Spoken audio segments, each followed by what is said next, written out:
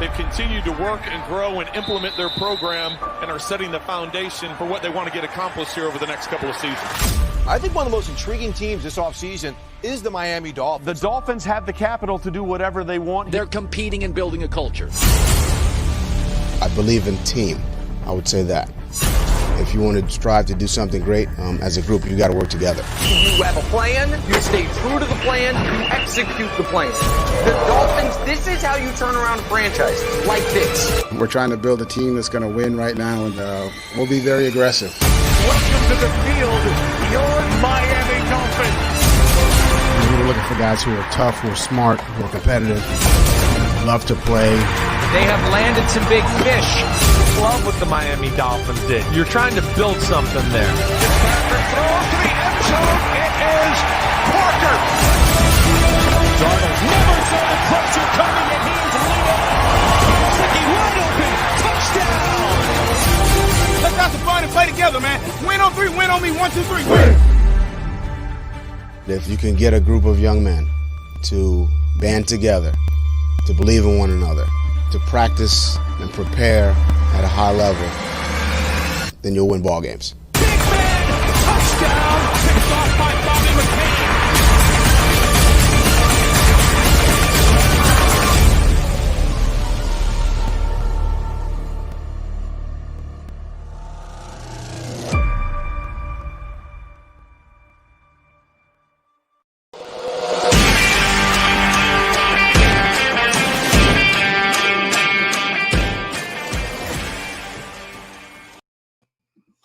What's good, Fin Nation? What's good? It's your boy Reason, and I'm back here for another one. EM might join us midstream. He may not.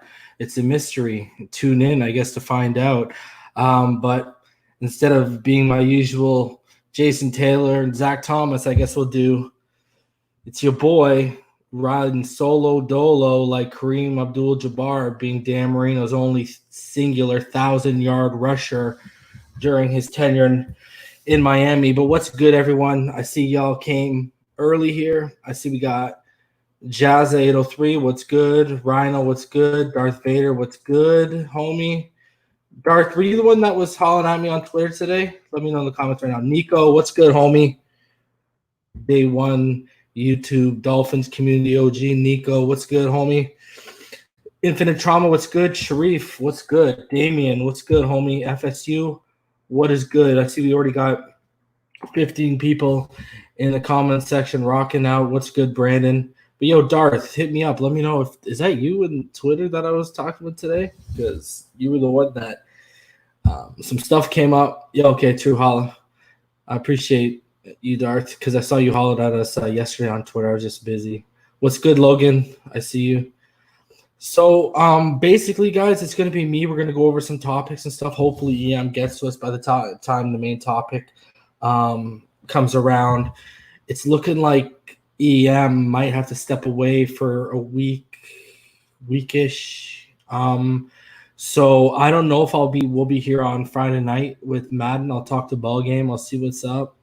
Maybe we can have some of you take on ball game, or maybe we can have a great one versus ball game instead of both of them taking on EM. What's up, Eric? I see you. What's good, Joe B? What's good, FM? Yes, I'm running solo for now. EM's just got some stuff going on right now. That if he wants to explain, he can explain, but it's just some stuff going on in his life that's just consuming some time right now. So what's good, King Mill? So this is what I'm thinking, guys. If he's going to be gone for like a weekish, around there, I got something I want to execute. All right. So I'm going to tell y'all right now. So I'll put it out there for you. Let me know.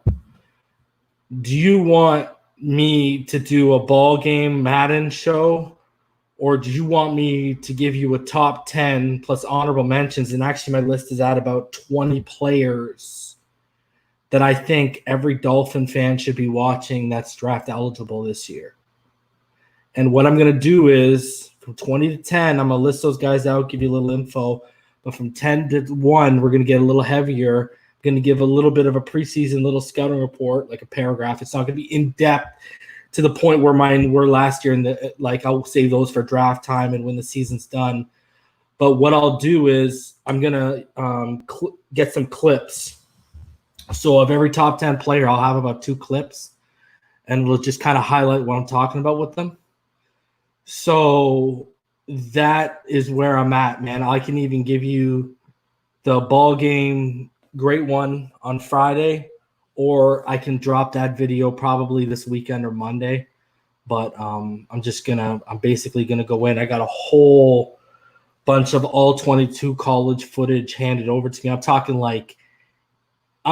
like even obscure teams like Memphis State. Okay, like I just got a whole bunch. I got like Google hard drives and basically secret YouTube playlists handed over to me. So I was just basically going to go in there and clip a whole bunch of stuff out of plays I already have in mind jotted down. And I'm going to go back through some of the footage, and then I'm going to clip up. And basically it's guys you should all be watching as if the college season is going to start. So y'all let me know in the comments now and even the comments after which one y'all prefer. Great one ball game for Friday. Something maybe I could do. I was just going off the rip with that. Or I could drop y'all with that. I'm going to drop it either way. I just figure it's more of a one-man show because I'm more ahead in the terms of the college prospects in terms of getting into the film than where EM is at right now.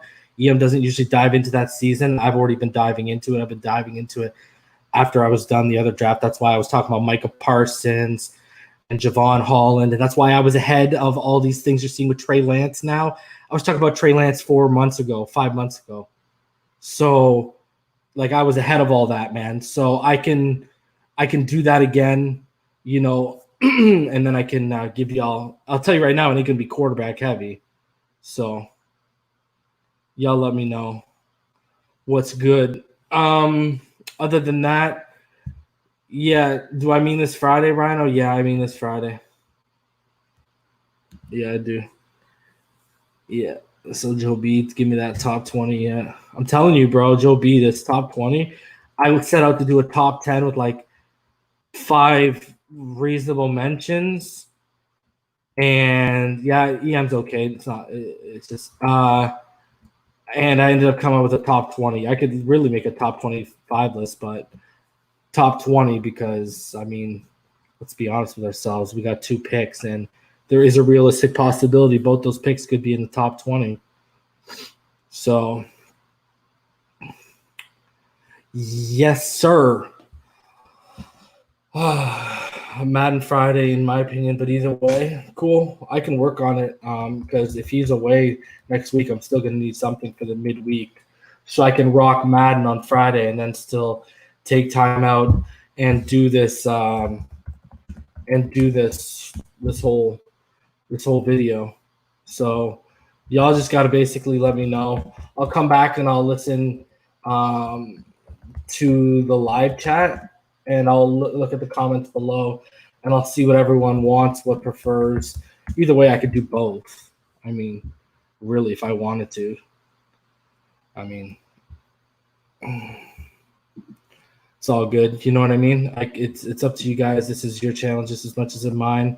I just figured, it's been a while since we've done the top 10. I'm going to do it anyways. So be on the lookout for that when it drops. It's going to come. Roll out. I'll get some more of your comments. I'm just giving the EM a little bit more time before I get into it. We'll support show, guys. I appreciate it.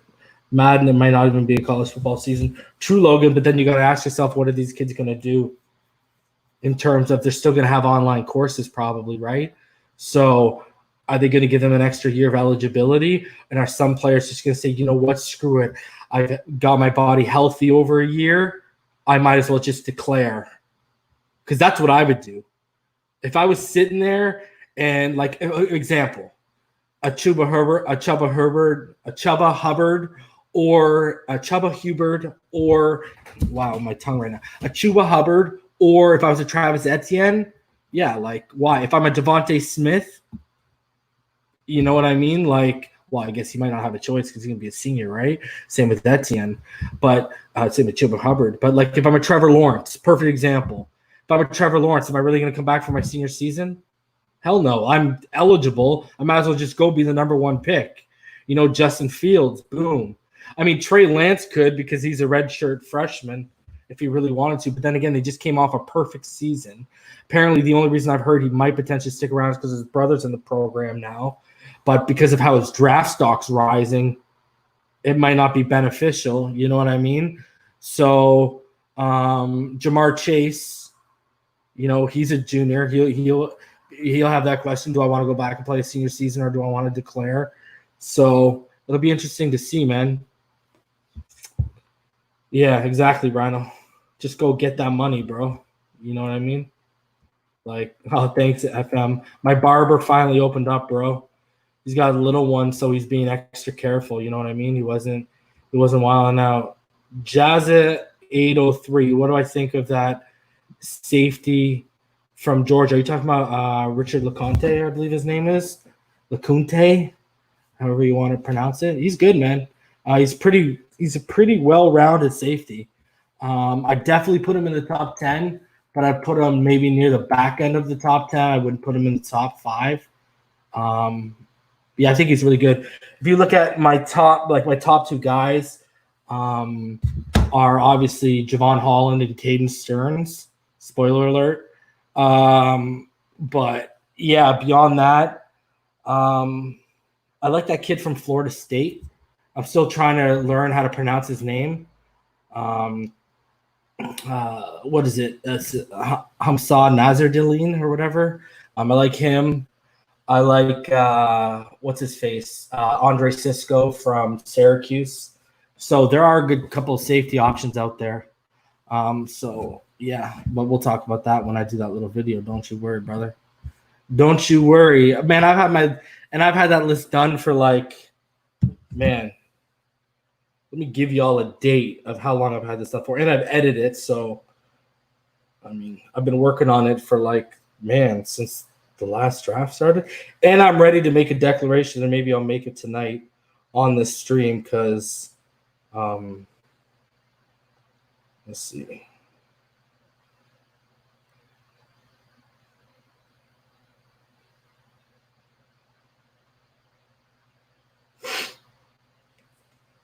So what I got here. So I last updated it May 27, 2020. Y'all can even see the date there, so I ain't lying. And I'll even show you Panias and Parker, Micah Parsons, number 1 and 2. But yeah, I've been on that. I've just been waiting to drop it. And we're getting closer to the summer. Training camp's about to happen, so it's either going to be pick up because we're about to actually get some news. So, you know, it might be a good time to slip that in right before training camp hits. And I mean, we don't have preseason games to talk about, so I guess I do have time. But yeah, it's just food for thought, guys. Y'all let me know. I appreciate you, DG. Yeah, Rhino, 2 first-round picks, man. Darth hit me up with a pretty good – I mean, Darth, you were wilding out with that mock draft. Wilding out with that mock draft, bro. There is no way. Man, that was crazy. Let me put it up for y'all. He hit me up with that, and actually, fuck it. I'm not going to pull it up. But, yeah, I mean, I think we got, Panay, Micah Parsons, Javon Holland, and what was it, Devontae Smith? Ridiculous. And – who was it? It was Javon Holland was in the second. Javon Holland's one of the best players in this draft, brother. He ain't gonna be in the second, but you got it. We had to go back and forth about that. Whatever. What's good? Logan, read your comment, please.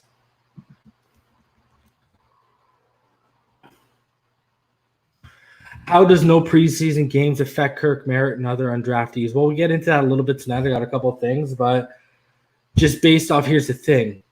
You go back to last year, right? And, you know, it was stated out on Twitter and it was put – I forget who put it out there, but they nailed it on the head. You could tell last year Preston Williams and Nick Needham, you know, the people who were there, that we trust, could tell both were worth a roster spot without preseason games. So Kirk Merritt, his athletic ability alone, like I said to EM – if this guy shows competent route running ability and soft hands, good luck to the bottom of your receiving core. You don't even need the games. You know what I mean? Like, you really think they're worried about a 4.33 guy in game speed? I don't think so. You know what I mean? Because and he's a freakish athlete on top of that. So, I think we in EM we're talking about this. When you look at it, we look at Benito Jones. When you look at Kirk Merritt, you know what I mean? I think this hurts a guy like Matt Cole, is what I think. A guy who, like Jason Sarney has said, and he's nailed it, trying to make the team as a gunner, whereas they brought Clayton Fledgling in, and he can play that role too, right? So that is someone who I think is I still think Kirk Merritt makes his team, man. I really do. Man. And yeah, we'll get camp reports. We just won't get them right away. It's you won't get them until the evening, right? So, but I'm not really worried. I'm not worried about even Tyshawn Render. I think they'll try and find a spot for that guy. But hey, yeah, get the bus ready. I got the bus ready for Matt Collins. Yeah, don't let EM. Yeah, yo, Nico. Matt Collins is so athletic that if you start the bus and start driving away, he'll catch up to it. There you go. That's how athletic he is. He'll make that bus ride out of town. Don't worry. But I do, like I've said before, y'all have heard me. I watch a lot of Eagles games. I watch a lot of football, but I pay attention closely to the Eagles. And I've seen Matt Collins. I'm not denying the ability. I'm not denying any of that, but the guy can't stay on the field. It's one thing when a kid's coming out of college and you're like, oh, yo, he's got injury issues. Look at Frank Gore. He had massive injury issues coming out of college, and then he was labeled as injury prone, and he had one of the most, injury-less, fruitful careers without a championship that our running backs had in a while, right? And you could go on with tons of examples of guys who were injury and flip-flop, guys who weren't hurt in college, but then injured all the way through their careers. It just happens, man. So Matt Collins, I like the, I'm not denying the athletic ability, but that's here. I told EM this, okay? I'm going to tell you all y'all this. Because sometimes with EM, love him to death, he gets too infatuated with the athletic aspect of it. And to me, especially with the defensive end position, that's why you've had so many busts, okay? Because what they're basically doing is they're trying to find athletes that are football players. When no, you want to find a football player that's an athlete. That's a totally different thing, man. You want a football player that's an athlete. You don't want an athlete that's a football player. And too many of these people are taking athletes that are too raw in the football player aspect of their game, and it ain't working out. And they're crashing and they're burning. And that's where the problem is happening, especially with DNs. Over the last 10 years, you look at the first round of DNs, how many have crashed and burned? So, what's up, EM? I see you, homie. But that's the thing, man. And he agrees with that. You want to find a football player that's athletic, right? You don't want to find an athlete that's a football player because that's where you're going to run into. A football player that's an athlete is going to take care of learning those fundamentals. And that's what EM wants. And that's what a lot of these teams want. But these teams, not EM, reach on these athletes that want to be football players. And you need to find the football players that want to be the athletes. And it's like that gets lost in it to me. So EM's joined. So what's good, bro? Hey, what's going on, man? Looks like I came in at the right time. Here we go with that nonsense about the homie Matt Collins. Here we go. Okay. Listen. We all I know. didn't say he's not a football player. I think he just can't. His issue is durability. That's all. And listen, the only reason why I'm high. I'm comparing him to the back end of our wide receiver room. Yeah. I'm not. You know what I'm saying? Wouldn't you rather have an athlete like that as opposed to a Isaiah Ford? Athletically, it's him and Kirk Merritt on the back end. Yeah, absolutely. So that's the only reason why I like his profile, man. Compared to even Allen Hurns, you would rather he just superior athletically to those two players. I'm not saying he'll be our number one guy or supplant Vontae. Bro, I think blow up.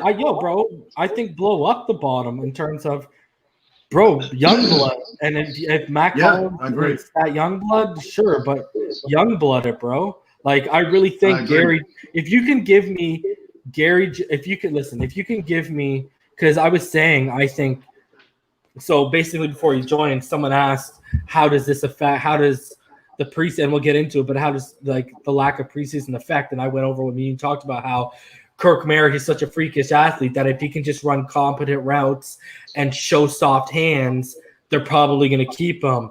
We talked about Gary Jennings. I talked about Gary Jennings, you know. They're probably, because how he's working with Tua, they're probably like guys like that. But sorry, Benito Jones. I brought up how me and you talked about Benito Jones because of how it fits. And I also brought up Tyshawn Render just because it seems like they're kind of invested in him. I said they might try to find a spot for Tyshawn Render.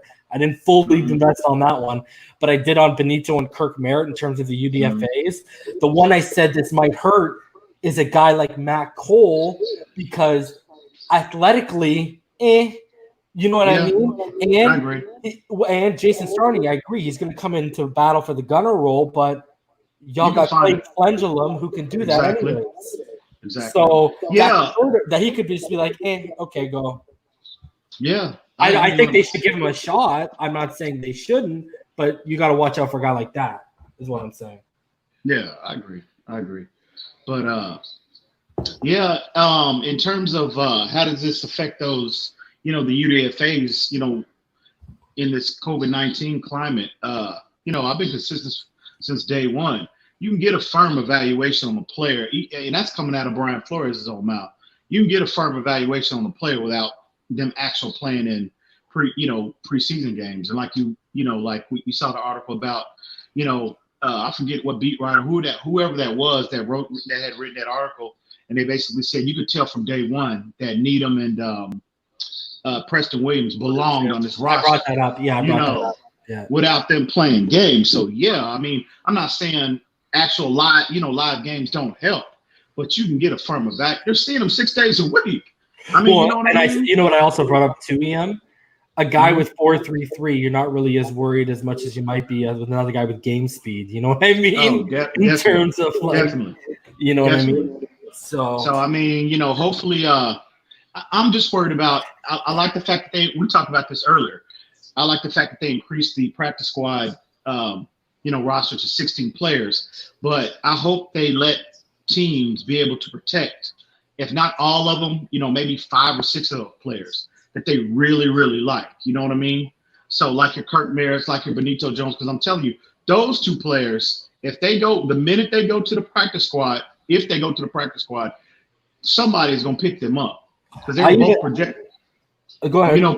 Benito Jones had, coming into the draft, he in a lot of in some circles he had a 4th round grade on it. Mm-hmm. So there I even saw third. I've even seen third on it. Yeah. So in particular, 3-4 teams, I could see them in Baltimore, the Patriots, Pittsburgh. You know what I mean? The Texans. And he would eat in Baltimore. He would. Oh, definitely. Especially with they lost Michael Pierce in the offseason. The Texans lost Reader to they lost him to Cincinnati. Yep. DJ Reader. Yeah. So a lot of those 3-4 teams would scoop him up. So I just hope they offer some form of allow teams to protect certain players.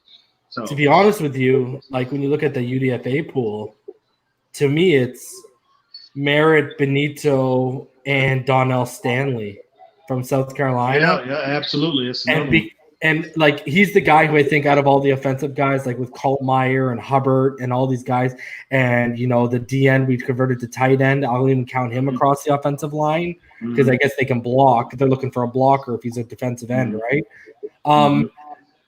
I think Donnell Stanley has the best chance because he can battle for the number 2 center, but he can also battle for being a backup. He could be the second guard at left or right if the first guy goes down and the second guy has to step up. Now he's that utility guy that you can use in either center, left, or right guard. So, I kind of look like, I think that's what they're trying to do with Solomon Kinley. If they said, minus the center, but if they said that they're trying to get him in the right guard battle this year, and he's played left guard his whole time in college, that makes me, they're trying to make him a utility guy where he could be left or right, however they want to plug him in. Right. Absolutely, I agree. I definitely agree with that. And I think, me and you have brought this up since free agency. The pattern's there. Guys who could play multiple positions and are versatile and could get moved around offensively and defensively across the line, right? This is a staff that covets versatility on both sides of the football, definitely. So the more you can do for this team, a higher percentage of the snap count that you will warrant. So, yeah, absolutely. All right, man. So if we get into it quick here,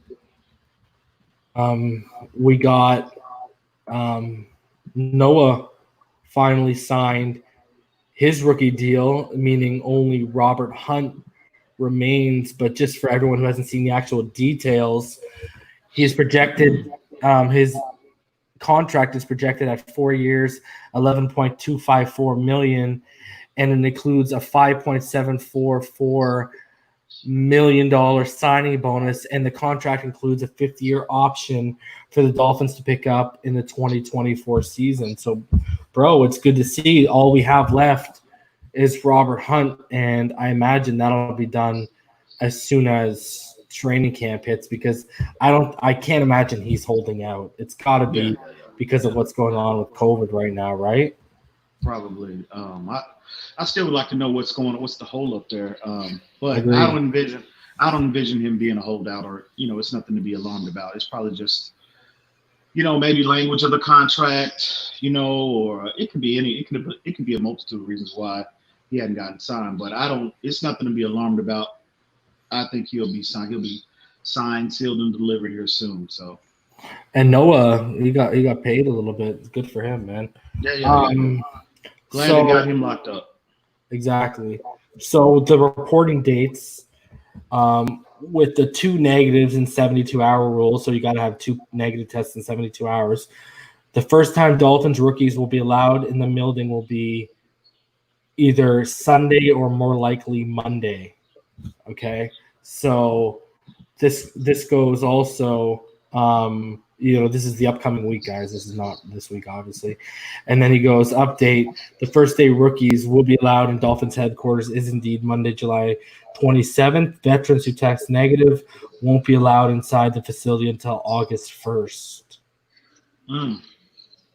I saw an article earlier that total in the NFL so far, 95 players have tested positive so far. And did you see that NBA bubble just had 0 positive tests? No, I didn't see that. Really? That's they just came out last night with their bubble had 0 positive tests. That's good news. So it's doable. But again, they created a bubble. These guys are going to be traveling everywhere. Right. And again, it basically at the end of the day, man, it falls on the players. At the end of the day, it falls on the players. If players are responsible and if they're following protocol, they can they can make this happen. I hate to be that guy, bro, but if I was Roger Goodell when all this would have started, bro, I would have bought Epstein Island because I'm sure it's at a premium discount right now. I would have plowed that thing to the ground, and I just would have put football field after football field, a makeshift hotel for the players, and I just would have created NFL Island, bro. That's funny, Epstein. Oh, that's funny. like UFC Island. That's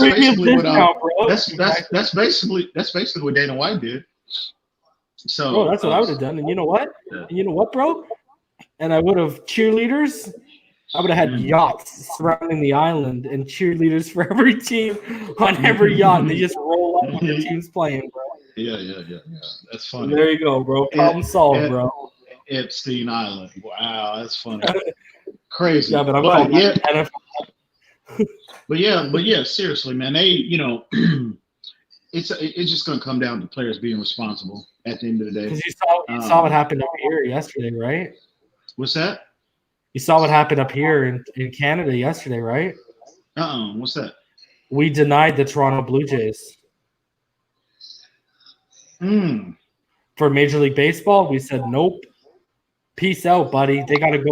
Apparently, they're looking at a facility in like Charlotte, North Carolina to possibly use because a minor league facility because we told them you're not playing ball here. Are you serious? Yeah, man, because all these people are going to be crossing the border in and out. Like, if you look at the NHL, right? Because the NHL is about to start up August 1st. Go Pens, go, baby. Let's go get that Lord Stanley. Lord Stanley, bring me the brandy. But when that starts, bro, players. So what they did, bro. Okay, so like there's an East and a West, just like in basketball, obviously, right? So what they did was they created. Basically, they're playing all the West. It's a round robin, and then they get into playoffs. And what they're doing is just to figure out the seeding. And what they're doing is all the West teams are playing in an Eastern city, Toronto, and all the East teams are playing in a Western city, Edmonton. And they're just creating a bubble, and they're all going to just play out of like multiple facilities in the area. With no fans in attendance, but they've already, by the time the game started, they've already been in a bubble for a couple weeks. So they're good to go, bro. And the referees are in a bubble, and all the team management, all the team equipment, bubble. Well, yeah, man. I think it's doable. Again, at the end of the day, man, it's just gonna boil down to everyone and all players involved being responsible, man. So. Havoc like the Epstein Island call. Yeah. Y'all need to look into the lawyer that got dummied out, or whose kid and husband got dummied out even deeper. She was a judge, bro. She was a judge, bro. Oh, I'm sorry. What did I say? Lawyer? Lawyer, yeah. Sorry, my bad. The judge. Y'all need to go down that rabbit hole. Shout out to MMA Fortune Teller. I see you, homie. Good to see you come through, man. Always helping out the channel behind the scenes, man. Much respect, much love to you, homie. Shout out to you, homie. Shout out to you. So what?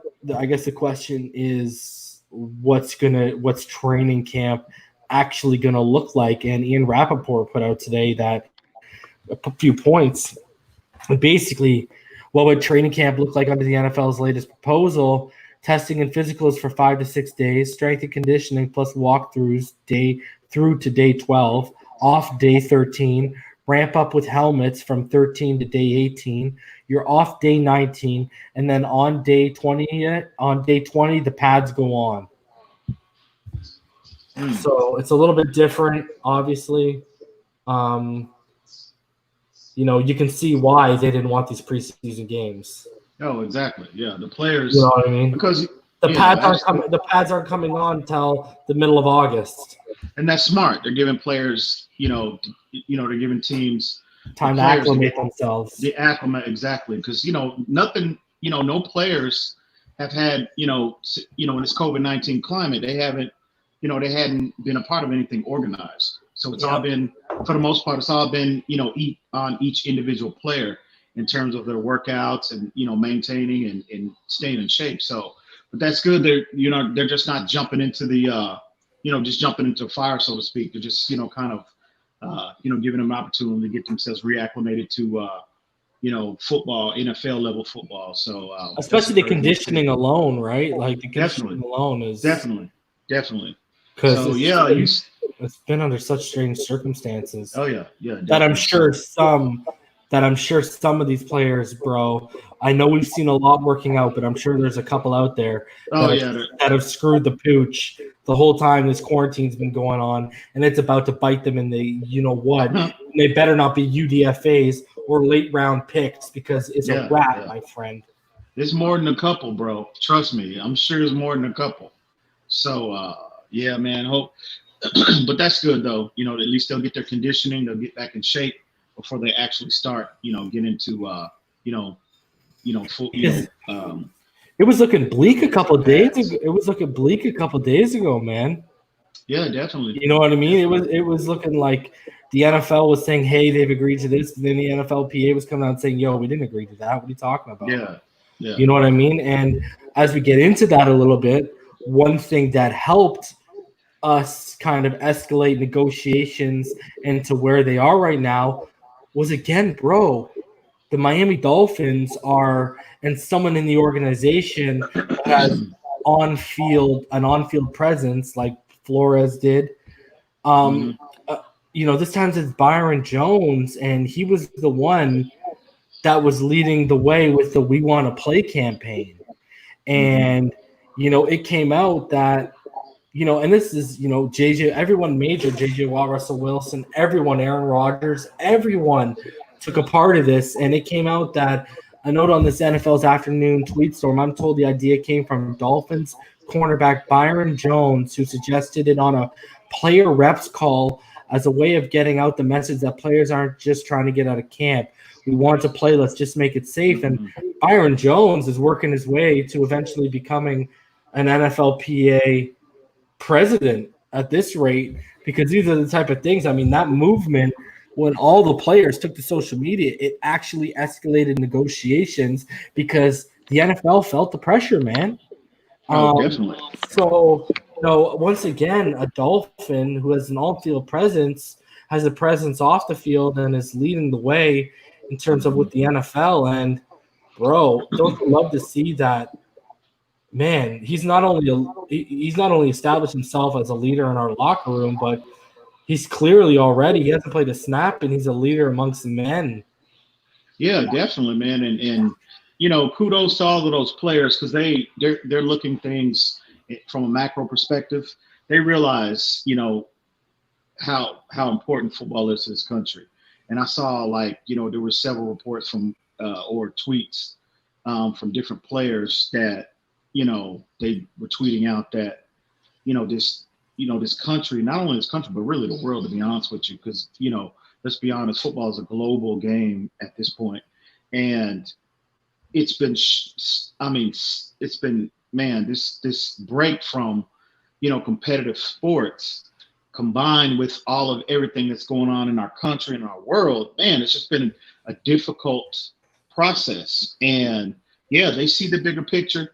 They see the biggest picture. This, our country, our world, we need a break. We need sports back in our lives, and a lot of, like I said, kudos to a lot of players realizing that and putting that message out there. And yeah, it's encouraging to see Byron Jones definitely leading that cause, leading that message.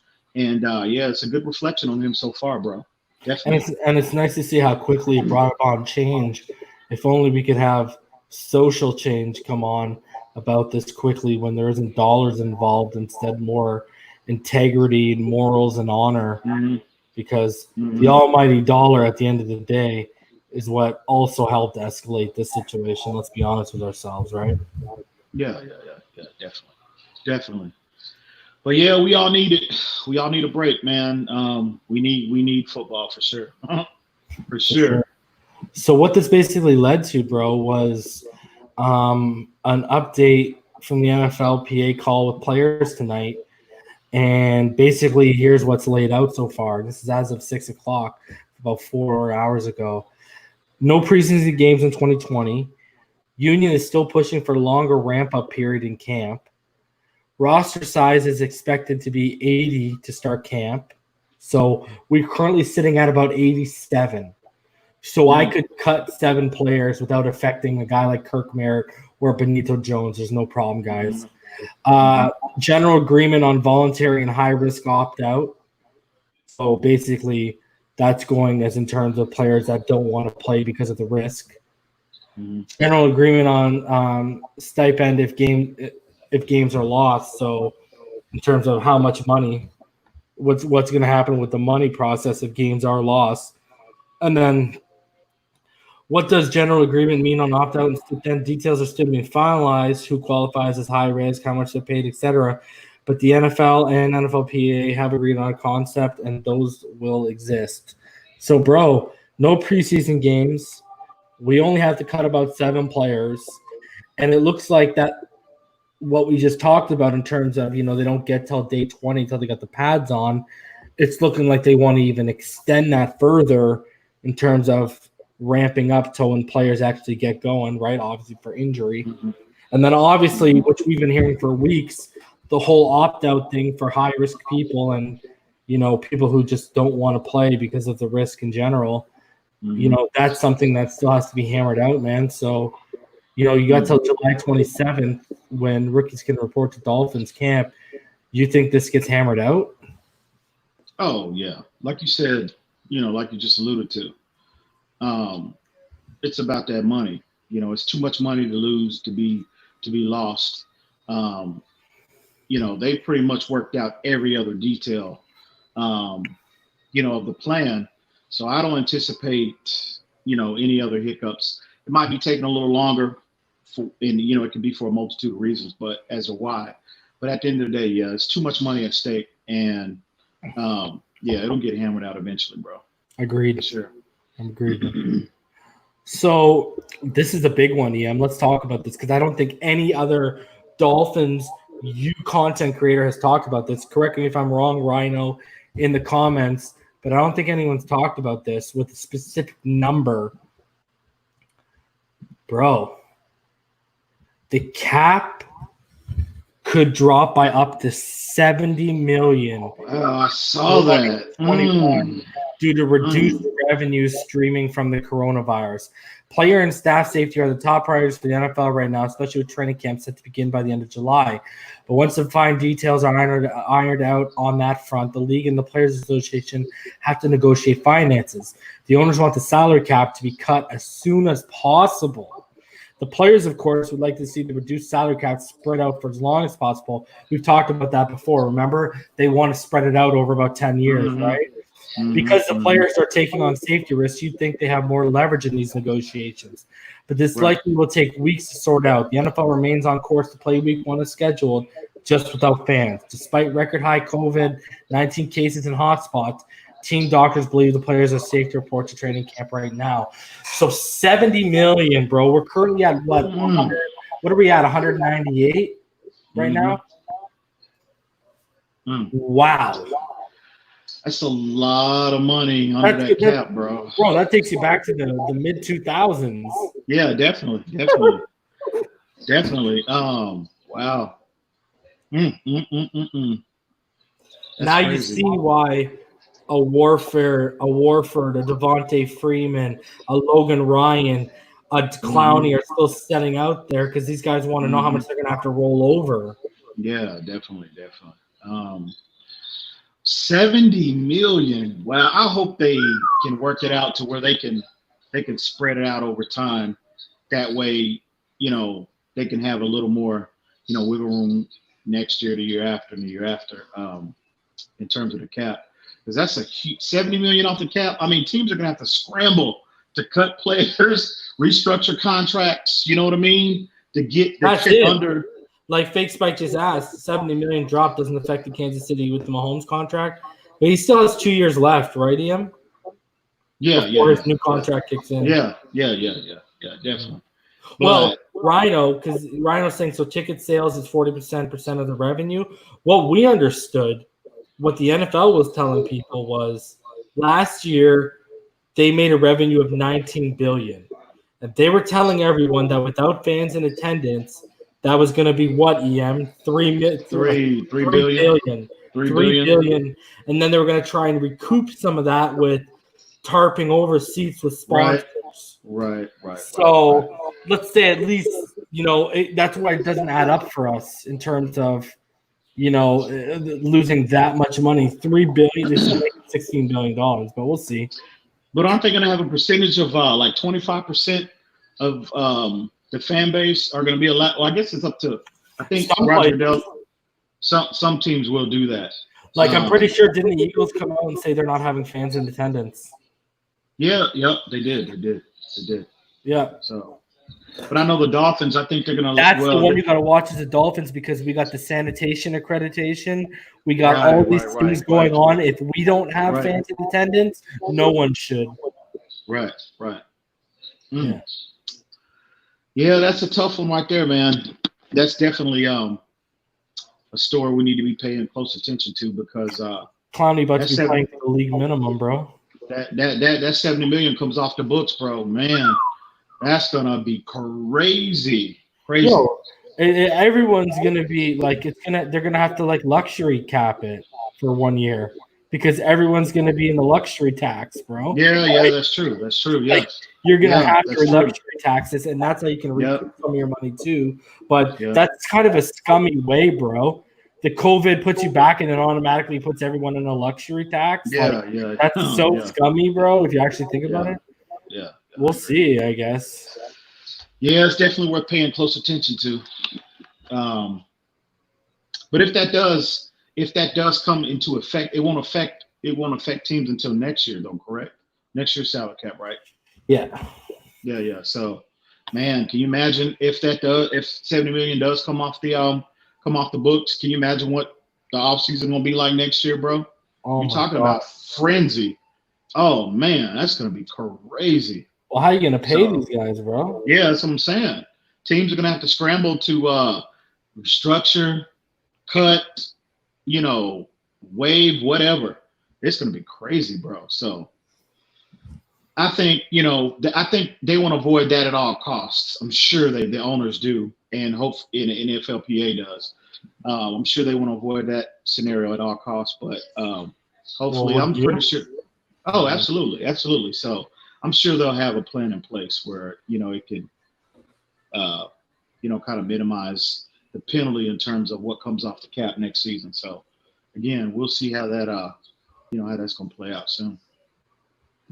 Hold on a second. Just do something here. So did you see that? I wanted to play this for people. Did you see that Jakeem Grant workout video that came out today on YouTube? On YouTube? No, I haven't. All right, guys. So we'll play it for you. It's about 3 minutes. I guess EM hasn't even seen it, so we'll rock it. I'll full screen it for you guys, so me and EM can just sit in the back and kind of watch it.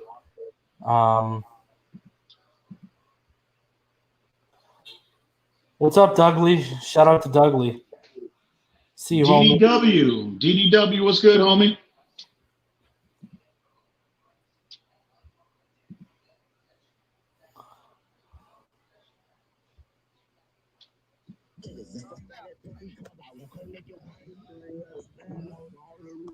Bro, he's shredded, eh? Oh, definitely. Look at that fur. Look at the fur. But to be honest with you, Reason, Jakeem Grant stays shredded. This is nothing new. This is every offseason. I'm not. This is no concern to me. This is Jakeem Grant. It's the September, October, November Jakeem Grant. Can he stay on the field? That's the question mark. So, but he does look phenomenal. He looks shredded. He looks in shape. Look at the stutter steps. Oh, definitely. He looks quick. He looks explosive. Look at how crisp they are. Oh, yeah. For his size, it's crazy how big his catch radius is, Yeah. He's a phenomenal athlete for sure. But again, this Jakeem Grant I'm not concerned about. Yeah. You want to see him in pads taking those beats. Yeah, exactly. I want to see him off the line. I want to see him play a full 16-game season. Crisp cuts, though, man. Look at those cuts. Oh, definitely. Ooh. Look at that. Yeah, ooh, definitely. He's Jakeem Grant, and I know his stature is, it is what it is, his size, but he's a legitimate wide receiver. He's not just a gadget guy. He's legit. Yeah, he is legit. And what's crazy is when people are like, yo, just put him in the slot. You're limiting him, man, because that's not his game. So. Yeah, he's legit. He's legit for sure.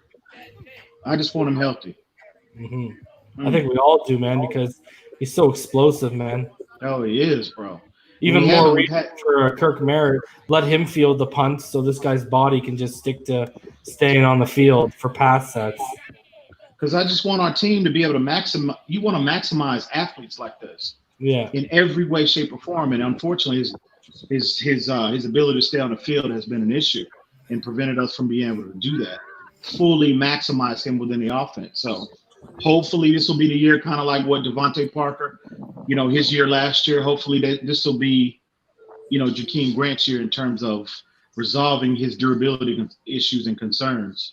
Because again, he's an explosive, he's a rare athlete, and you want to be in a situation you want to be in a situation where you maximize players with that kind of ability, i.e. Kirk Merritt's of the world, Devontae's, Jakeem Grant, the homie Mac Hollins, baby, Mac Daddy. So bro, yeah, bro, I'm telling you right now, this is a promise to everyone. If Here we go. Matt Collins makes his 53-man roster, we are opening every show this season with Return of the Mac. Oh my God. Return of the Mac. Oh my God. We're gonna drop it on bro. people. Wow. Yeah. So yeah, man, but all serious, I mean, seriously, you just want to be, you want to maximize these rare athletes. You want to maximize their implementation into your scheme, bro. And you can't do that if they're not on the field and they're in the tub. You know what I mean? So hopefully this is his year, because I think he can do big things within this offense. With Tua, whenever they decide to unleash him, I think he will be a huge asset to this offense. So, bro, let's go over the top 10 Madden 21 ratings in terms of Dolphins players. And I only want to ask, because I know we both think Xavier Howard and Devontae Parker off the top of the dome got a little slighted.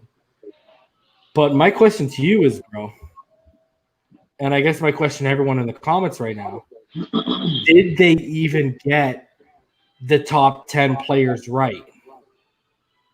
And what I mean by that is, are the top 10 players they rated for us actually the top 10 Dolphin players?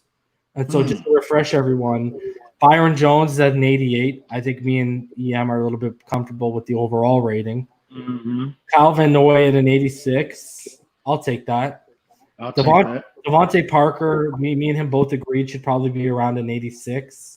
When we spoke privately, I don't know if he still feels that way, but they got him at an 84. I would say about an 88. I would say 88. Off one season, he wants to bump him up to an 88. Okay. Yeah, he's dominant. Xavier Howard, and he was only dominant for the last half of the season, but okay. Xavier Howard, they have an 82. They have an 82, and I think he should be more around 85-ish. I agree.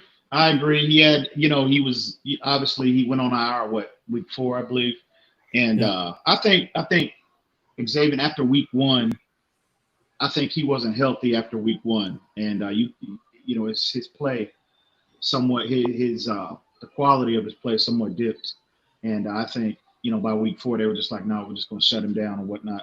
But I still think, based off coming off his 2018 campaign, he still should be that's a fair rating, 85-ish, I would say. So yeah, I agree with that. Yeah, I'd even say 86. 86 would be fine with me too. I do think Devontae should be about an 85. I think actually Van Noy, Howard, and Devontae Parker should literally all be 86s, to be completely honest with you. But okay, I see it. Jordan Howard, 79. Man, that was a little shocking to me. Not shocked. I was a little surprised on that one. He's our fifth. Yeah. Based off his production since he's been in the league, man, 79 is a little low, I would say. I would have liked to have seen him around maybe 83, 84-ish, maybe. Right around in there, I would say, because I think last year he was hurt for stretches of last year, and he kind of wasn't the same player that we had seen in Chicago. And I think I'd see him around an 81. 81. Breda, I see about an 80. Yeah, I would say Breed, because Breed is a part-time guy. He's never been a bell cow type of running back. If you're a bell cow type, caliber of running back like Jordan Howard is, and you've been as successful as he's been since he's been in the league, you should be at least an 83, 84, I would say. But your Matt Breeders of the world, those part-time, those part-time players, 78, 79. I also think Breda should have 99 speed when the guy tops out at 22 miles per hour on the field. Yeah. 95 is, you can't. I agree with that, but he's the fastest running back on the game. So 95 speed is plenty of speed for that position. So then they have Mike Gesicki, also at 79 after Matt Breda. This is the one that, the last, really, since his rookie season, I don't necessarily disagree with the overall ranking, but his individual statistics in terms of his speed, to me, I think they're, it's kind of like Ballgame talked about the other day about Nick Needham. Yeah. His speed, this kid, this dude is 250, 245, 250 pounds, and he ran a 4.54 or 4.53, I think, the year he came out at the combine. And for them to give him 83 speed is ridiculous. You know what I mean? He should be, in terms of his speed now, he should be at least 85, 86-ish. You know what I mean? So, and I look at other players that had comparable 40 times, or OJ Howards of the world, they have him with like 88 speed. So I'm like, why are you doing my boy Mike? Like, why are you doing my boy, Gesicki like that? I don't understand that. Why Madden, and again, this is going back to his rookie year. So I don't get who's doing these, these adjustments and these ratings. They don't really look at combine stats. They more so hold players back, and then they take away from certain. You can tell they hold players back and they take away from certain ratings that don't make sense to get them down to that lower overall because they didn't perform as up to their expectations the year before. That's basically how you summarize Madden's ratings. But the Madden, the ratings adjusters have always been consistent about they want to make the game as real as possible. Yeah, but they also, you know what they did? Last year, they were going out to training camp, preseason, and actual practices, and they were like last year, and they were adjusting ratings. This year, because if you remember last year, certain players called them out to practice, and they went down, and they adjusted ratings. And now, with this COVID thing, they're going to be able to do that. They're going to have to adjust off tape. But I've heard, in the past, I've heard them say that, they do take into account, combine statistics. So, how else are you going to gauge a player's athletic ability? They did with Henry Ruggs' speed, for sure. Exactly, but they only do for, like, standouts. Like, look at your boy Nick Needham, perfect example of what, I know he didn't perform, and when he did it was with the hamstring. But if they actually research and they looked at what his other 40 times were, I agree. They would have found out what the real deal is. I agree. Right? Yeah. Hopefully, they'll get it right. Because I will say this about them: they do adjust. They do a fairly decent job of adjusting. In mid-season, adjusting accordingly. So hopefully that'll be, once they get they get some consistent tape on Gesicki blowing by guys. You know what I mean? Like Jarvis Landry, they have this guy with they had him like with 90 speed. This dude ran a 4.67 the year he came out of the combine. Slow, slug bug, but he's faster than Mike Gesicki. Come on, man. So when you look, let's just go over when you look at the names. So this is their top 10 and technically in order. Byron Jones, Kyle Benoit, Devontae Parker, Xavier Howard, Jordan Howard, Matt Breida, Gesicki, Albert Wilson, Godshot, and then McMillan. Would you agree with that? So you mean in real life, right? Are those for sure. Would you agree with that? Because I'll give you my top 10 list in order. Because my top 10 in order is Byron Jones. Then I got Xavier Howard. Because when he's in his prime, he was the best player on our team. Kyle Van Noy. Then I got Devontae Parker. Then I got Howard. Then I got Breida. Then I got Emmanuel Ogbah. Then I got Shaq Lawson. Then I got Gesicki. And then I got Tua Tagovailoa because on the offensive side of the ball, Tua is one of our best athletes. Let alone how good of a football player he is. I know we haven't seen that at the next level, but I'll put him at the 10 spot. I got no problem saying right now, he's the best, quarterback in our room. If you look at talent-wise, physical tools at his disposal, et cetera, et cetera. Yeah, I'll say that. And I'll say he's also one of our best rookies. So, if not the best rookie. So, I don't have Godchar or Raekwon or Albert Wilson as top 10 players on this team. I got Ogbah, Shaq Lawson, because I think I see why is it Ogba and Shaq Lawson should be sitting around 79. I agree. I definitely agree. I will say this. I was shocked actually at how low I can't really sit here and debate your list. However, I will say this. We all know how I feel about Emmanuel Ogbah, as well as the additions of both of them, Shaq Lawson and Emmanuel Ogbah. But I will say this. I can't put Tua on that list. And we all know how I love me some Tua Tagovailoa, but until he takes a snap, I can't definitively say that this kid is the 10th best player. I want to say as much as I want to, but again, you're gonna have to play at least, you're gonna have to get some playing time for me to actually put him on this list. However, this is gonna be a surprise. I will take Tua off this list. Guess who I would put at number 10?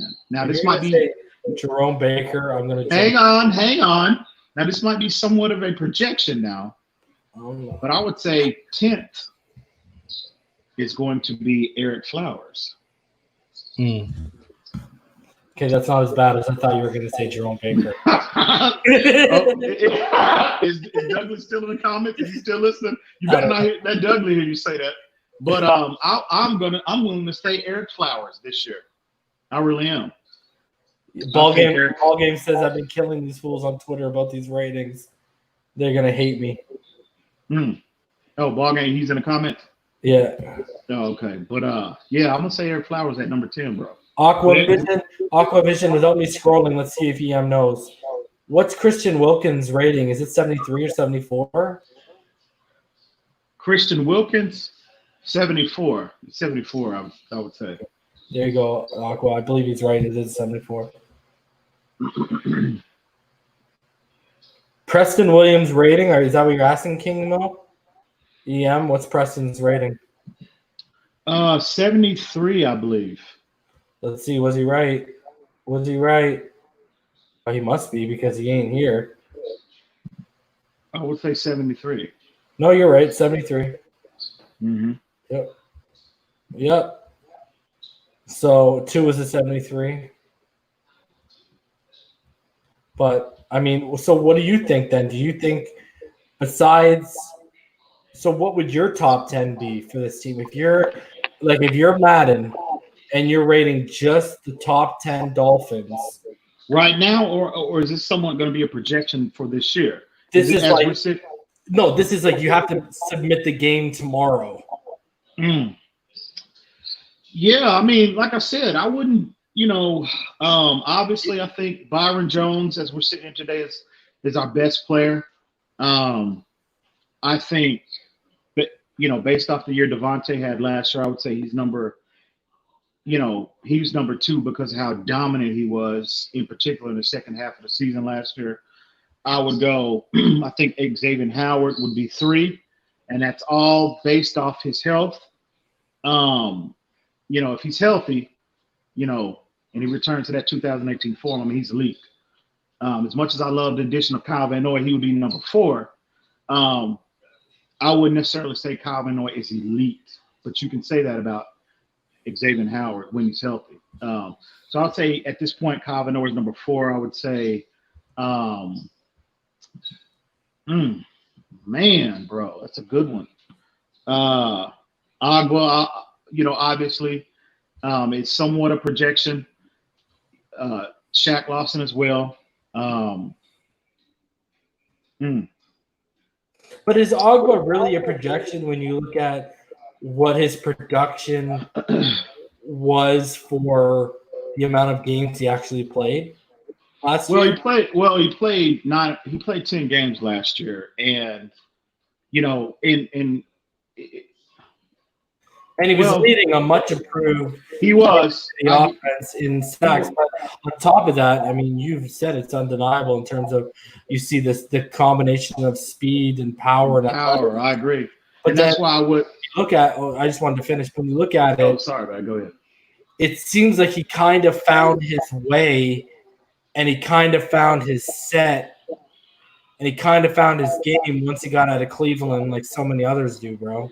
Mm-hmm. I agree, definitely. I love this kid's ability. I mean, he's an elite athlete. I think he, untapped potential, and it's all because of durability, I think, and just Cleveland in general.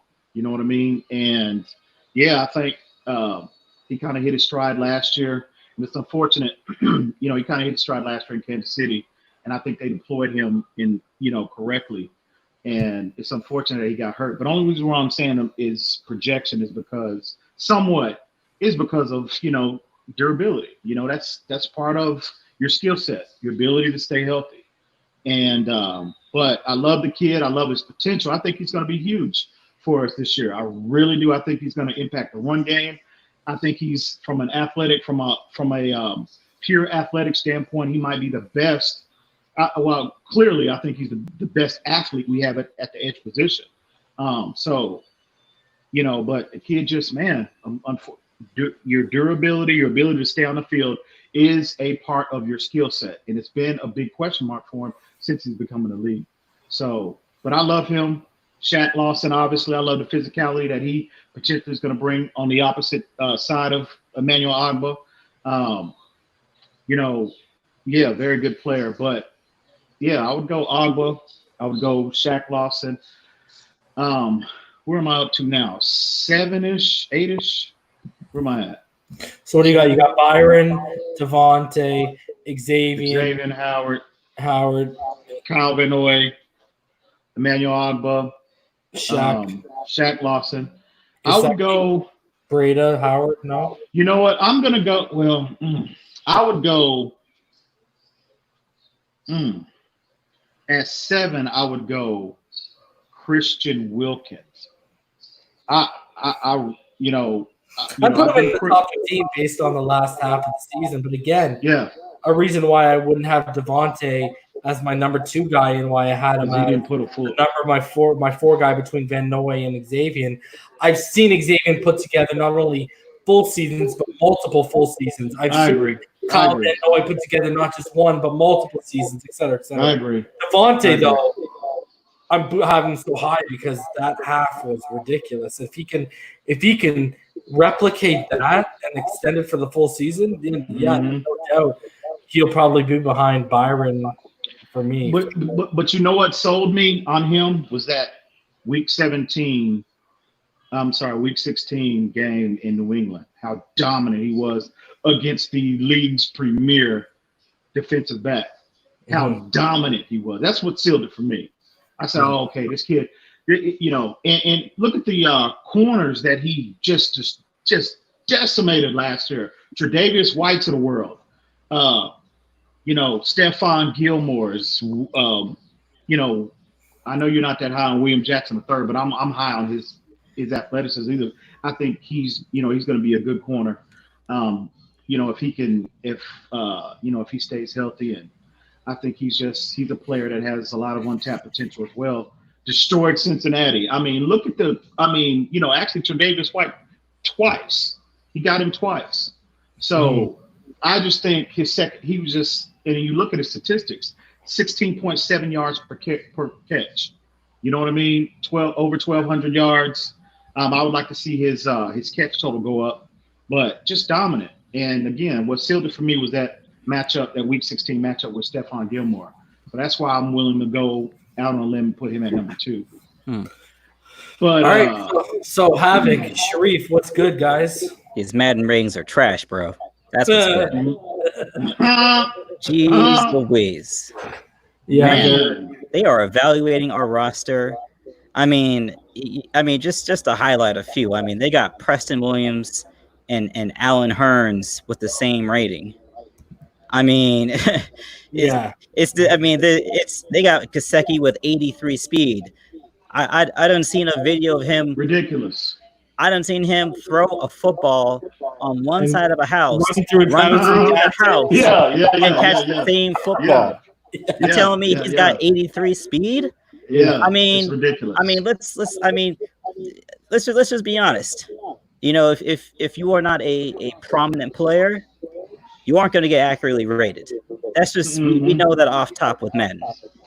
Another thing doesn't often go said is they basically giving you the same game year after year with a little bit of improvement. How they are not on top of the ratings is besides me. Y'all make billions of dollars a year. I agree. Y'all make billions of dollars a year.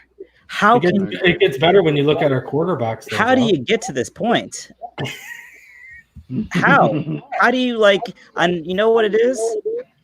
When they signed that exclusive deal and they split out 2K and EA, because the only company that's allowed to make simulation style football games, everybody knows 2K was about to take the crown.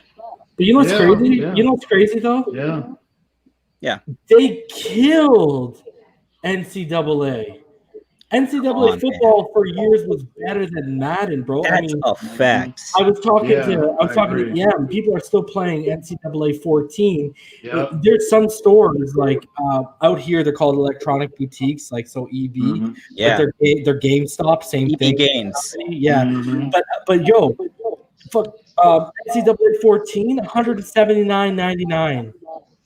I'm telling you, it's even if you look back to the NCAA games, the dynasty mode and those NCAA games were insane. Even down to the crowd, when you were at a rival stadium and it was a close game and it was deep in the fourth.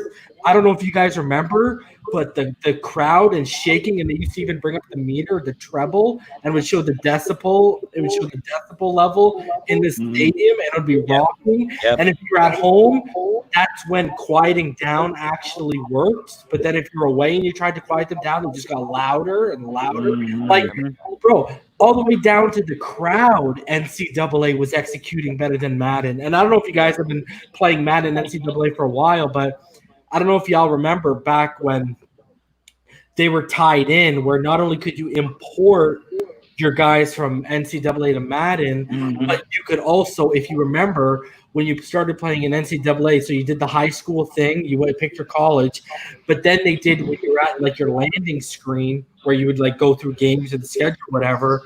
It was your dorm room. And every year, the dorm room got bigger and more upgraded as you went through your sophomore, junior, whatever. And then when you imported your guy to that year's Madden, when you got drafted, you started out in a little crappy apartment.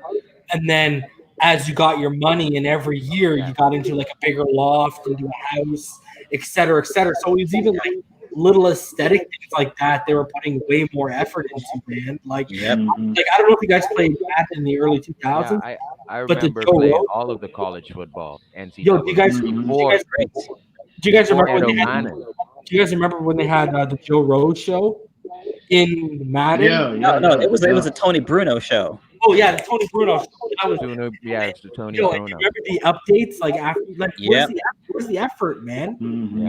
That's why earlier I brought up that y'all are a $1 billion company, but you're going backwards. Like, how are you making more money, but the game is going backwards? Like, let me ask you this. Let me ask you all this. How was it 2K, 2K on old gen systems had a halftime show where Chris Berman was sitting at the desk and et cetera, and now you see what they're I don't know if y'all play NBA 2K, but if y'all play NBA 2K's franchise mode in my career, it is light years ahead in terms of detail driven as to what Madden is. Like, it's not even close. I will say this. When we talk about the SEC and when we talk about the Big Ten and all of these great conferences and the money they've made, do you see with for example, what they're paying Nick Saban? I know. Have you seen Alabama's new locker room? Oh my God! Did you? Yo, Sharif, I'm bringing that up because it was the most ridiculous. Yo, the things. Yo, we talk about how nice the Cowboys Stadium is. Man, there are pro locker rooms that don't have that. Oh, exactly. Yeah. Pro locker rooms. Same thing with. Have you guys ever seen inside the Oregon Ducks community, like facility that's run by Nike? Like, it's like. I haven't seen it. Oh my God, Sharif! It's like. Up until I saw the Alabama thing, to me, it was one of the more state-of-the-art facilities I've seen, man. But that Alabama, I'm bringing that up right now because I don't know if y'all have seen it in the comments, but good call because that no wonder Devontae Smith returned. The NCAA has money to lose, and what the Ed O'Bannon factor is going to be taken off. So when they have the next NCAA football, they would actually have players who are real juniors, players. sophomores, and they would have seniors again. So it will be so. And then the Ed O'Bannon factor will kick in, where students could now make money from the NCAA, bringing out the latest game. So people will be getting money. And so the Ed O'Bannon factor had to take place.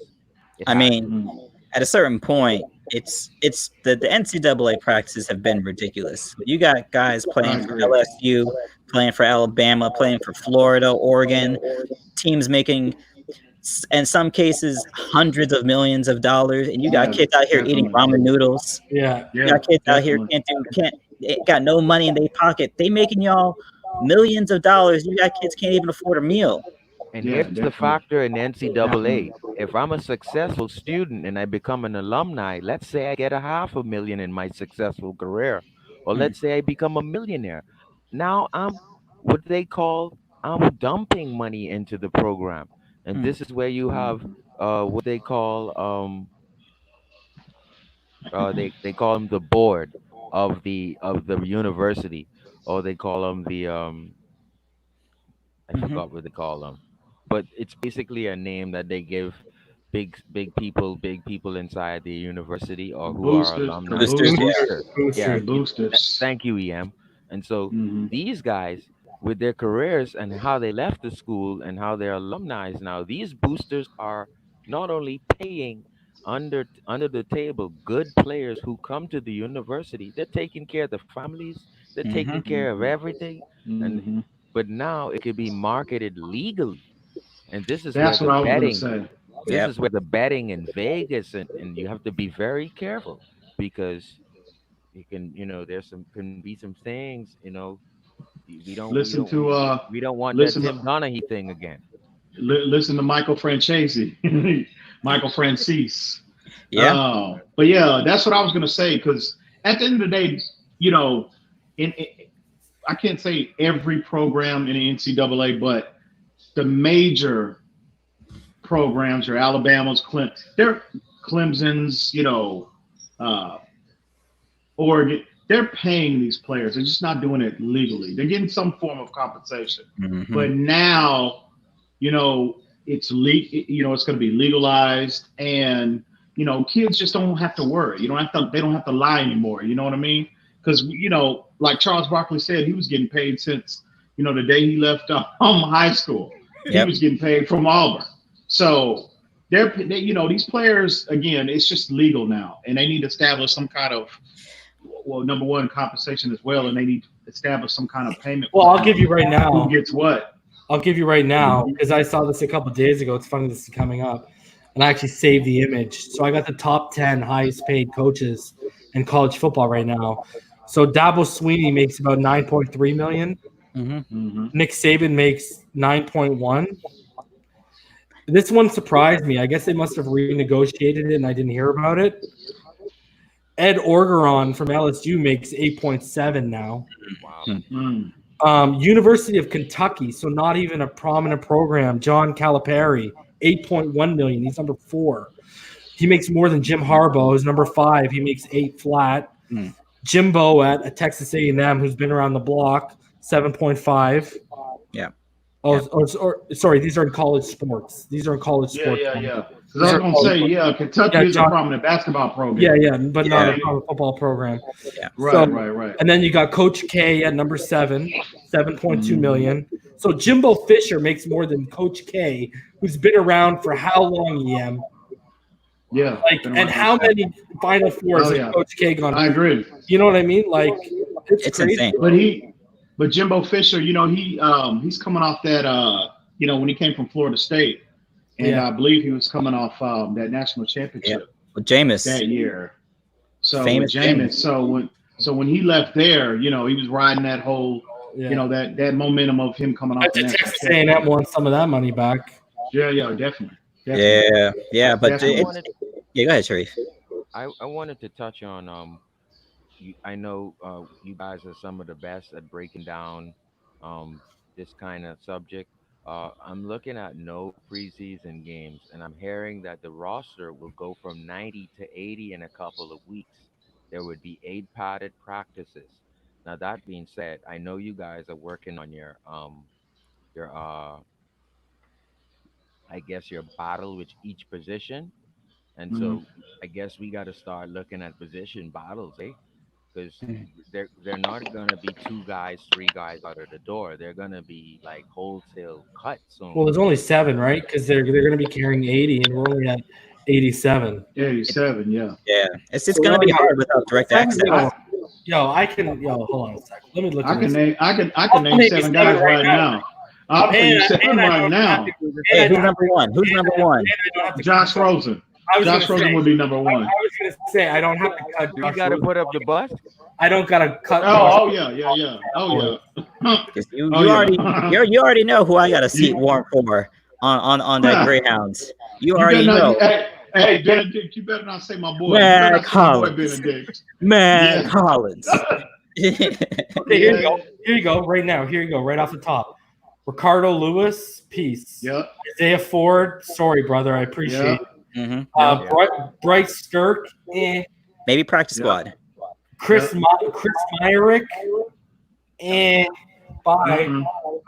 Where do I want to go? Danny Isadora. Nice knowing you. So now I'm at 5, and I just touched the defenses. So let's go to the other side. Okay, let's go to the other side. We'll touch some defense. Tay Hayes. Ryan Lewis. Tay Hayes. Tay Hayes. Yep. Definitely.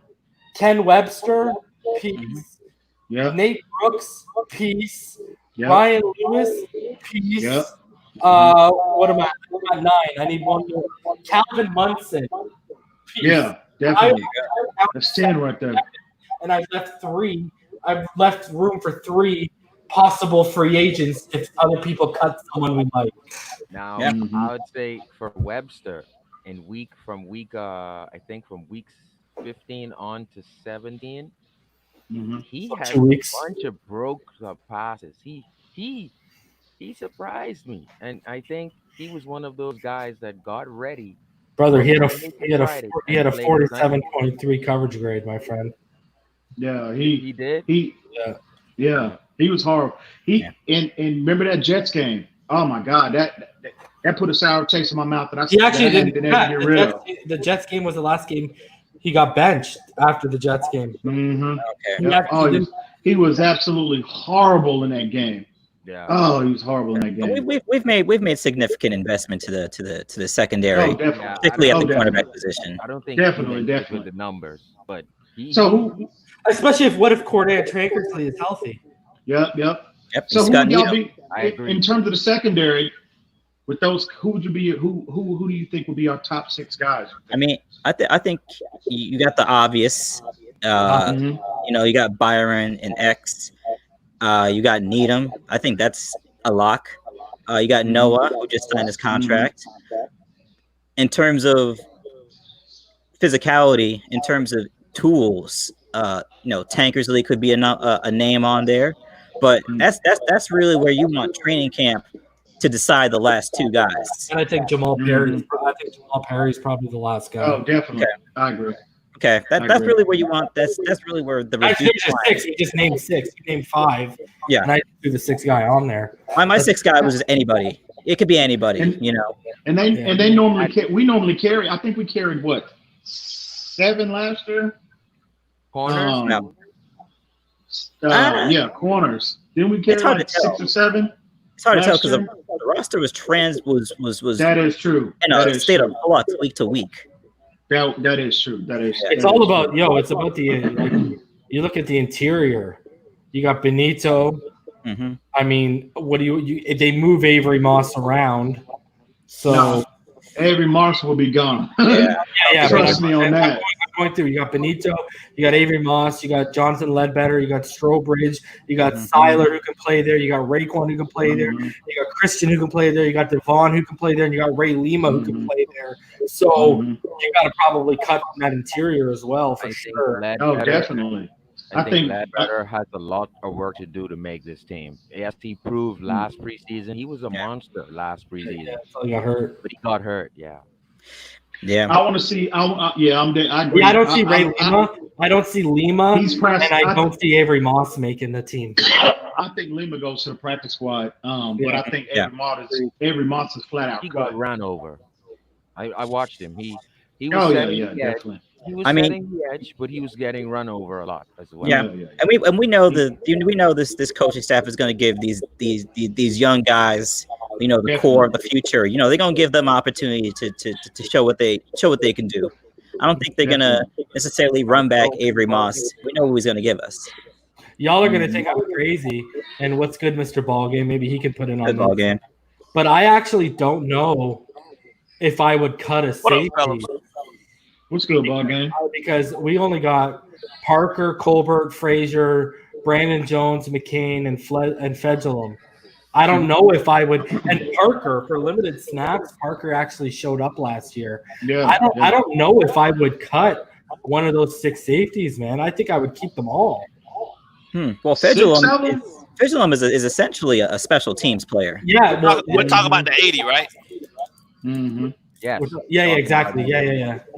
But they only got to cut 7, right? Yeah. Yeah, that's gonna be. I named 10, no problem, and it didn't affect anyone. Yeah. Yeah. But in terms of safety, I just wanted to ask Ballgame's opinion on this. Sorry, EM. Ballgame. Yeah, bro. If you can only carry 80, you're at 87. Don't you want to cut 1 or 2 more than 7 to get you dead on to 80 in case you want to add someone throughout camp? I'm cutting. I'm me personally. I'm probably gonna look to cut down to about 75, 76. That way, that gives me 4.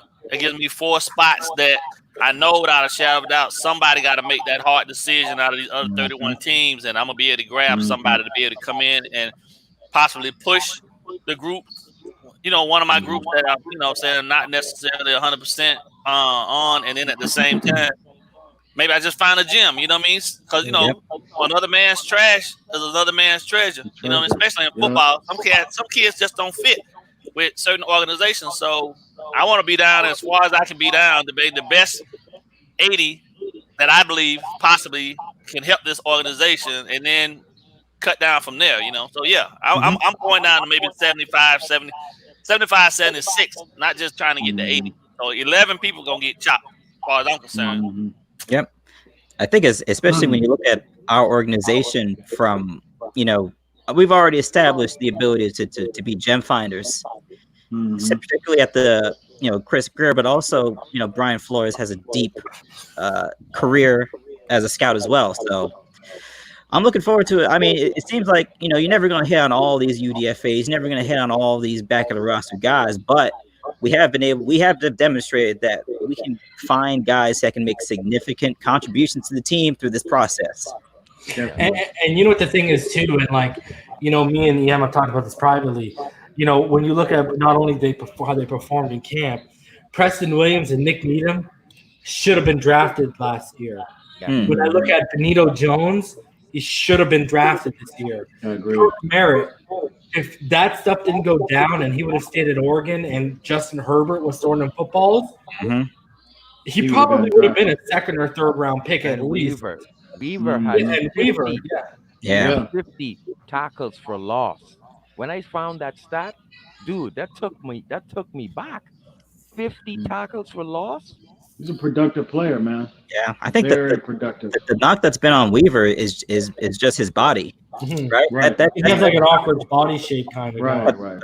The productivity is there. I mean, if you're saying he doesn't have the body, he's doing something with what he's got. Did you see what Omar? Did you guys see what Omar Kelly said? I think it was Omar. Was it Omar? Yeah, it was Omar. And he saw the size of Curtis Weaver. Huge. This dude is like huge. Yeah. When I look at Weaver, Weaver got to grow into his body. That's his only issue right now.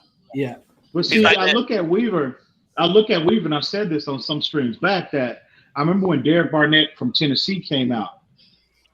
Crazy production when he was at Tennessee. Similar body type, similar build, but the knock on him was he didn't take his, off-season conditioning and his workouts as seriously, but his technique and his ability to impact the passer was there. But his, for some reason, he a lot of people didn't like his quote unquote body type, but he's been productive, since he's been in Tennessee. But I just don't think he's maximized potential because he still has the same habits that he had at Tennessee. Yeah, that's true. So whatever. You know what the thing is too? If you got a guy you want to shed weight and shred a little bit, ain't nothing like that Miami Heat and training in that Miami. Yeah, I agree. To take some pounds off that. You know what I mean? agree. Yep. The only player I've seen come down to Miami and not get in shape is Antoine Walker with the Miami Heat. That's pretty much it. Oh yeah, man. Yeah. Because he's too busy gambling with MJ. Yeah, man. Yeah. But I'm hoping. I mean, I'm hoping that we get, because particularly with training camp, there are going to be some reporters embedded with the team, right? They gotta have a couple. They have to have like a couple of people embedded with the team. They're not just going to silo all the training camp info. I want to tell y'all how badly we just missed out. I'll announce this because it's not going down now, I think, because of COVID. Me and EM had an agreement in place where we were basically going to have a reporter down there for all of training camp. And we were going to be doing live weekly updates from literally outside of the training facility. And we were going to be doing it multiple times a week. And we would go in the day if anything broke. And now, because of this whole COVID thing, next year, heads up, me and EM are already talking about it. Hell, me and EM might rent an Airbnb and go down there for a couple of weeks and cover it ourselves. Yeah. We were ready to take their coverage to a next level, and that's how bad this COVID has even impacted trickle-down effect to content creators. Not only has there not been a lot of news, but the plans we had in place, we've had to alter, because I don't think people legitimately understand. Like, last week I was talking to this said person, and he was waiting to the last minute and talking to people in the organization and saying, should I even bother coming down? And they basically came back to him and said, don't even bother. Yeah. You know, with Access, they already got it it's pretty much pigeon-toed. Yeah, you already know who's going to be there. It's going to be the Herald. He wanted to be in the group of 30 outside. Right. He was at training camp last year. So he wanted to be in that group outside that can still see everything, but they're outside. But the problem is, when you look at the group that's going to be outside at the facility but can still see everything, that 30 includes like staff and security. Like, it's actually not 30 reporters or whatever. It's like there's like actual staff involved in that 30 as well. So that cuts the numbers down even more. Yeah. I mean, they're probably going to embed guys like, like Cameron Wolf and Darlington, and just have a few guys, like the ESPN, the Herald, the Sun Sentinel, something like that. Yeah, it's going to be all those. Yeah, you ain't going to get a lot of the independent guys out there. Dude, right. Like, what is it? What are they allowing? 10 or 8 people on the field, and like the Miami Herald, the Palm Beach Post, and the Sun Sentinel, all their guys who cover, that's all your 10. And then that Antoine Staley guy or Staley guy or whatever, and then Cameron Wolf, like you mentioned, those, like PFN, like Pro Football Network, those guys aren't even going to have access. Yeah, it's going to affect a lot. It's the trickle down effect has only just begun too, because you're talking about all the workers that work for the stadium as well.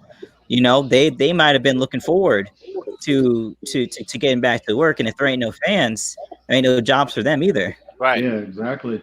Exactly. So it's the trickle down has just started. Well, here's what I think. Here's what I think is going to happen though. Now that they've cut the thing down, they said 80 players.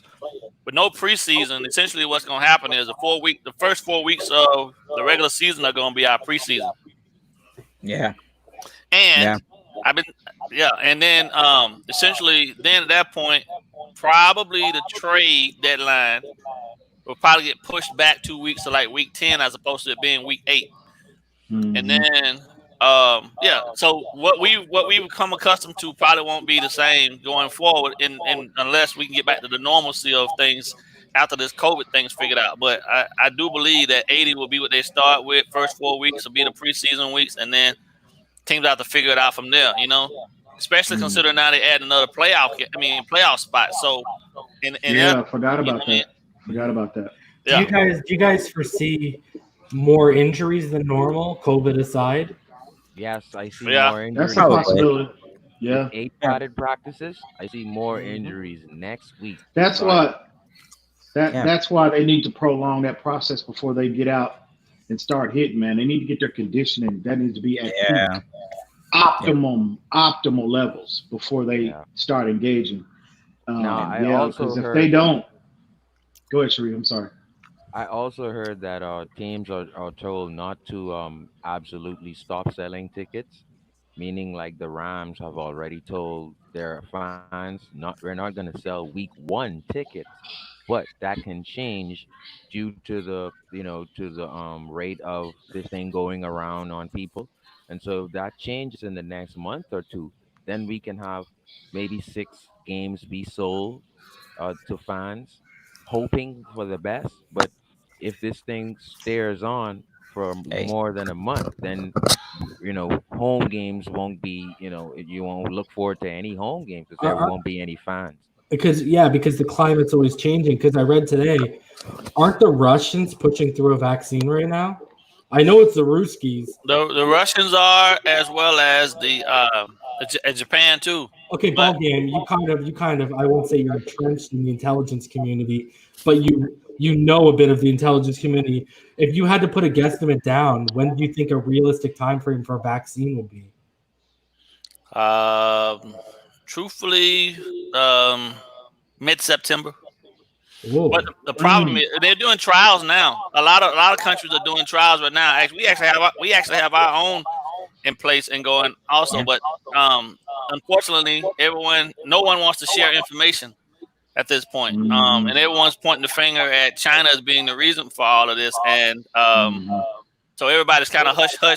They're sharing the data, but not the actual mixings of the materials to make the vaccines, and that's the problem right now.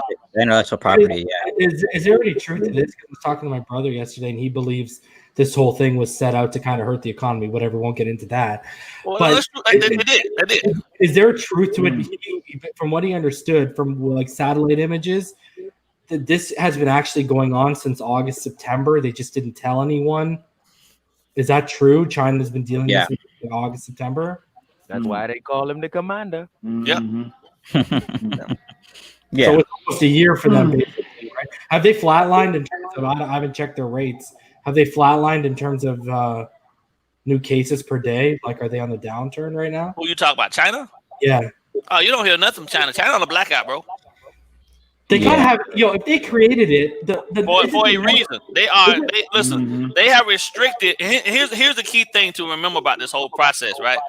They restricted travel to their citizens throughout China, but they allowed them to go travel abroad. What is a better way to take your virus and spread it? Interesting. Well, the days of just dropping bombs on folks, them days over, man. It's been biological for a minute. Here's my thing, ball game. If you created it, don't you have the antibody? Yeah, they got it. They should. They got it. They should. Yeah, but that's the whole point. That's the whole point behind why you don't necessarily at this point hear anything about them and their numbers. They went on complete silence. They have they don't blackout. They don't talk about any. You don't hear anything about China because they know that as long as they can stay healthy and they can stay and keep it under wraps over there, then everybody else they don't really care about, because at the end of the day, it's the strongest who's going to survive, right? And here we are surrounded around. But the cold part about the process is that it was our scientists that they had over there on commission that actually created this thing. Are you talking about the one that got charged with treason? Yeah, no, he's a flunky. I'm talking about the other 8 that they had that have now died. Mm-hmm. You know what I'm saying? Mm-hmm. What are things Americans, two Australians, one guy from England, and the rest from America. Wow. Are you talking? Were they picked up by that recruiting? Because I know China's recruiting scientists at a rapid rate so they can learn the U.S. secrets, right? Yeah, they went over there. They went over there strictly on contract jobs, and then weren't permitted to leave, and then pretty much were held against their will. And then when the families of those, the U.S. silenced them because they had back. Man, I'm talking too much. Man, they about to kick in ball game's door. I know. I know. Ball game, you better get a hold of yourself, sir. No, but I did. Hey. You know what's crazy, ball game? It makes sense that you call him a flunky because it seems too obvious that they nail him with treason, and then they put the info they put out. Oh, the Chinese Republican Army was funding a multi-million-dollar facility for him in where? Wuhan, right? Like it was just, and then I believe they caught another 3 from the Chinese National Republican Army who were fronting as students or professors in the U.S. They caught them. So because I know they've been recruiting scientists at an absolute rapid rate.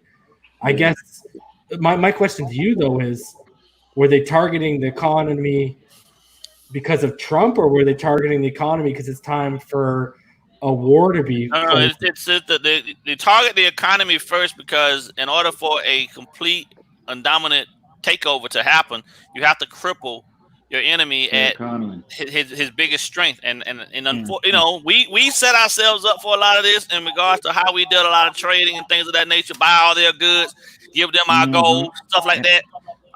But at the end of the day, man, there's no one really believes that there's any room for 3 superpowers, right? And behind the scenes, Russia really supports China because the communist mindset is all one and the same. You got North Korea, who's also right in bed with them, who's a little radical, but at the same time, they believe the same stuff. And then you got us, right, with our small alliances that really don't mean shit because at the end of the day, the only reason right now to date that no one attempts to try to fully head-on attack America is because we're the only ones still in history that ever had the balls to drop the bomb. Yep, that's it. Yeah, I agree. That's it. That's the only thing we have working in our favor right now. We've done it. We proved that we will do it, and nobody don't want to deal with that.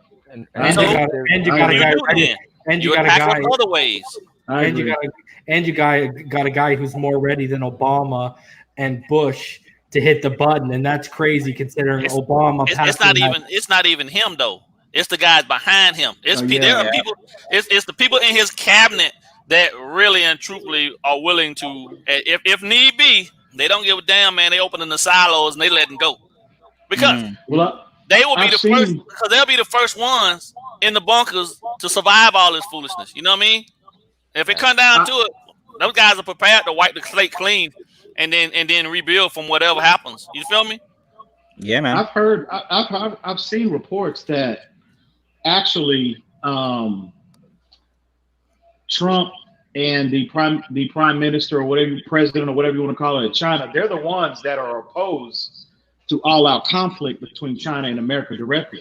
It's the people around them that are orchestrating this. Yeah, they're the ones that put there. Yeah, exactly. So they're the ones that actually, put this plan in motion, releasing this virus and having it cripple not just our economy, but the world's economy. Yeah, exactly. Well, look at it this way. This is just not a national thing. This is a global issue. Here's the thing. Paul game. How many levels of clearance, security clearance, are there in the government?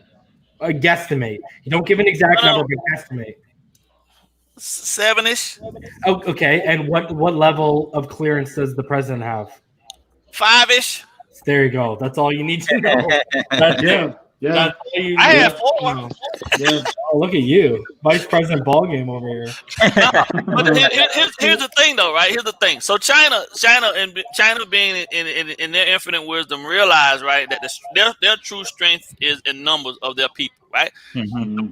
And no one else rivals them in numbers but us, right? So Trump, and I'm surprised I'm saying this, but he's not as foolish, he's not as stupid as most people claim he is, only because he realizes without a shadow of a doubt that in order to keep things from escalating to the next level, you got to take some losses.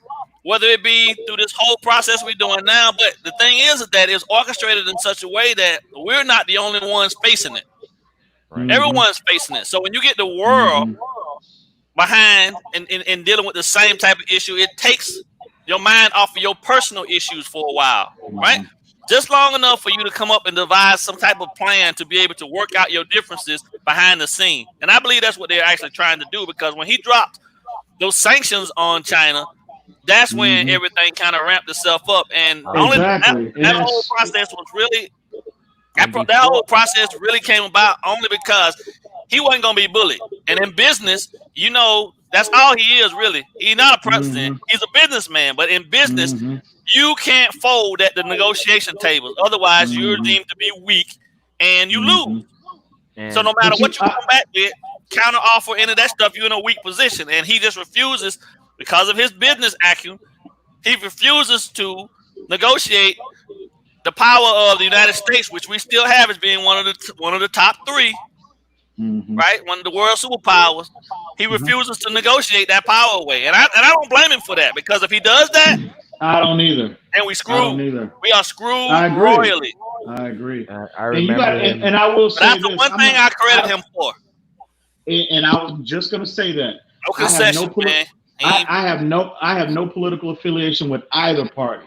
Right. But I will give him credit in terms of his stance on China. No president before him has been, has had the everybody else to folded, do that. Man. Everybody else folded. Gave them what So they wanted. Give him credit for that. You gotta give him credit for that. What I've noticed is you got to look at the policies of what a president does. You know, you got to go in Congress, you got to see what he vetoed, and you got to see what he passed, and then you got to see, like you said, he used his powers.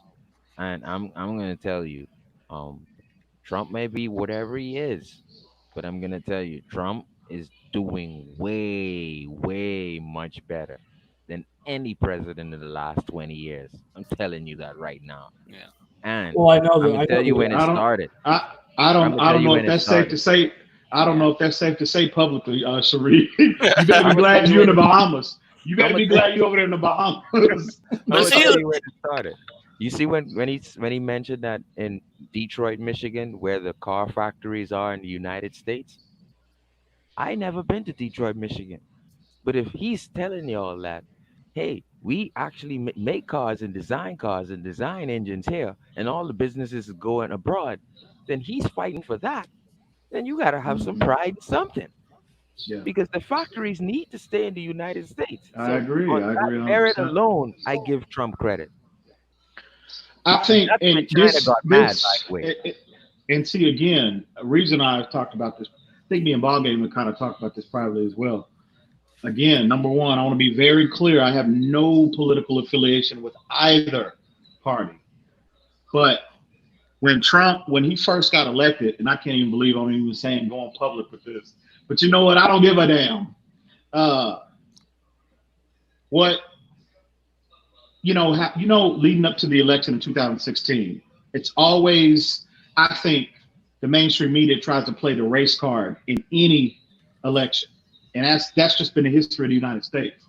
Right. So obviously, leading up to 2016, obviously the race narrative was in play, right? Right. So I listened to him, the things that he said he was going to run on, the things that he ran on, and things that he said he was going to implement his first 4 years in office. And if you look at things, if you take emotion out of evaluating him, if you look at him objectively, okay, you can have opinions on what you can have opinions on how he's conducted himself, his tweets, his demeanor, how he ridicules, he's childish in a lot of ways. But Trump has one thing people don't realize is, if you listen to people that have been around other billionaires, they said that's a billionaire's mentality. You can't tell them nothing. I know a lot of things that they say about Donald Trump, I've heard people say about Michael Jordan privately. The same mentality. So, but in terms of Trump, what really resonated with me was his first 30 days, and this is dear to my heart. I've expressed this privately to Ballgame Man Reason. We all know I got a back. We all have a we all have a back. We all know I have a background in law enforcement, and the fact that this man signed into legislation, he addressed mass incarceration, prison reform, criminal justice reform. Okay, and from a black man's perspective, in my opinion, those issues in 2020 in this country are on the top 3 lists on the biggest issues that plague the minorities in the United States. Agree. And what's he trying to do? He's basically trying to reverse what Clinton did 20 some odd years ago with exactly. Clinton, this is what I don't get.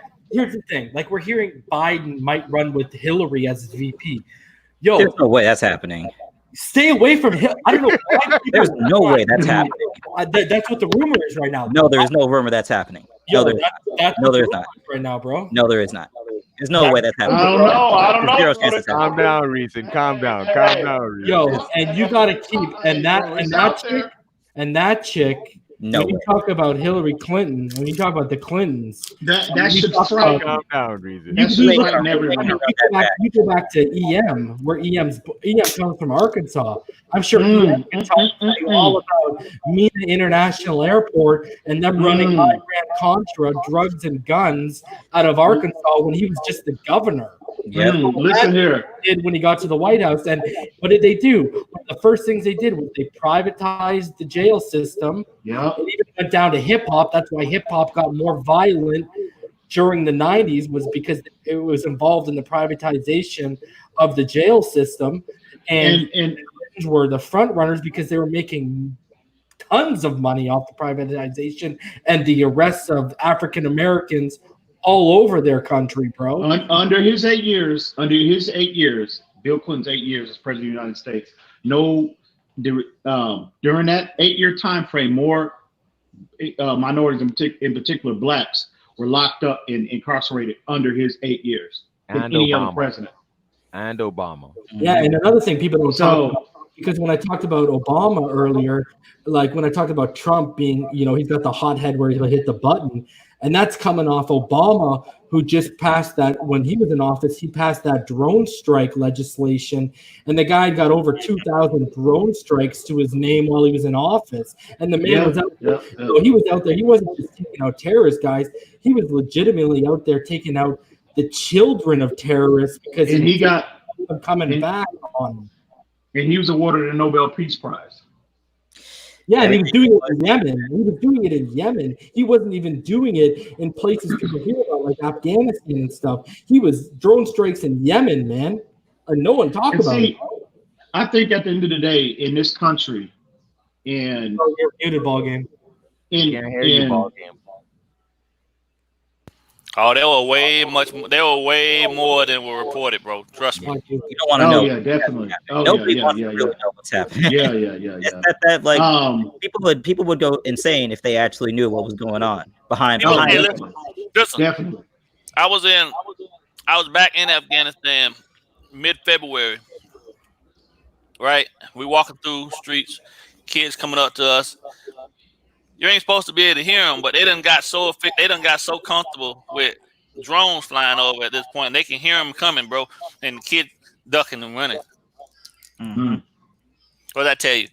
They always getting hit with something. Somebody somewhere always getting hit, bro. So, I mean, that's how the military-industrial complex works. A lot of stuff. Listen, I'm gonna be 100% honest with you. A lot of stuff that's happening around the globe right now. Trump ain't even he not even tuned into it, bro. No. Yeah. Speaking of that ball game, look at how they sent 10,000 troops to the borders of India.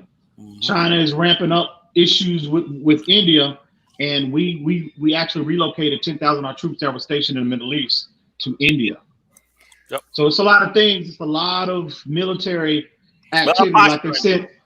It's a lot of look at Oh, absolutely. Look at the issue with Taiwan. We sent 2 aircraft carriers and basically surrounded Taiwan because of the threat of China. Well, because Taiwan for the Taiwanese people for the longest time have made it known that they don't want to have any affiliation with China. Right. But China, during this epidemic, has said, you're close enough, You look like us.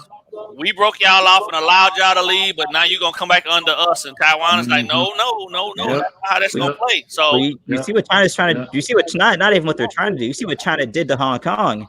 You know that whole agreement of letting Hong Kong be an autonomous nation. That's a joke now. That's a joke. They took that back. So we know. We know what China's intentions are. And like, another thing I want to add about Trump's first days in his presidency, how many crimes did he like go after? I mean, even in the debate, when during the debate versus Hillary, I mean, she, as we all know, she's in court. She has to show up for court. Due to Anthony Weiner and his laptop, but we don't need to get into that. But the amount of arrests that Trump has made against the pedophilia community, I will agree with that. I would definitely agree with that. And see what I'm talking. That's a man. That whether he's white, whether he went on Joe Rogan's show or whatever he did. Trump is a man, because anyone that would fool with little kids and they would make it a religion and they would make it something sacred away from society, they are demons. Epstein Island. Epstein Island. Trump, to me, it doesn't matter what skin color he is. It doesn't matter where his big head flows. He is a man. That's a man. You know, it's I just think. Good. Sorry. Go ahead. I appreciate it. Go ahead. Have it. Oh, yeah, I was just saying, some of the things that that will allow you to be a fairly good leader in some areas could actually work to your detriment in some areas, because the problem is when you think you're the smartest person in the room, oftentimes you think that across the board on all issues. And we know that there are some issues, at least in my opinion, that particularly when you're talking about the need to show strength and the whole COVID thing that's going on. And, he doesn't necessarily want to show mask or should be shown wearing a mask in public because he thinks that's a sign of weakness. But at the same time, our strength is going to lie in us staying alive. So, the same thing that will lead him to make certain decisions in one area will lead him to make certain decisions in the same area under the same basis of motivation. And at times, he has not necessarily shown the introspectiveness to understand the gravity of his actions upon a large group of people. I agree. And that, again, it goes back to that billionaire's mentality. Yep. You know what I mean? They, it's just like, it's like, and it's kind of a double-edged sword, because you respect any individual that have made, if they did it legally and if they did it legally, but if they've achieved that level of success in their life, I mean, it's a lot of credit that should be gone to them, because they worked hard, achieved the American dream. But at the same time, a lot of times individuals that achieve that level of success, it immediately goes to their head and inflates their ego, and they think they have a godlike mentality. And Trump has that. And I totally emphatically disagree with anybody that tries to impose that kind of mindset on people, in any way, shape, or form. But again, my only issue with people is that, I tell people all the time, okay, in my family, being black, minorities, whatever you want to call it, the majority of my family, they share more, their ideology is more aligned with the Democratic Party. And I think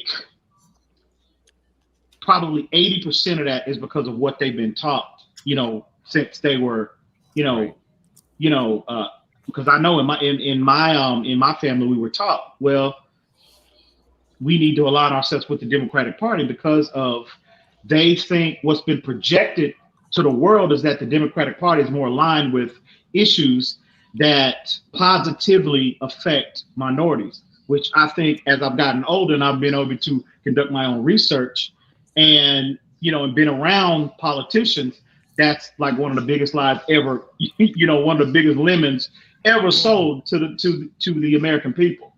is totally false. But again, I think if people in the minority community, because I can only speak for the black community because I'm a black man, in terms of evaluation, a politician,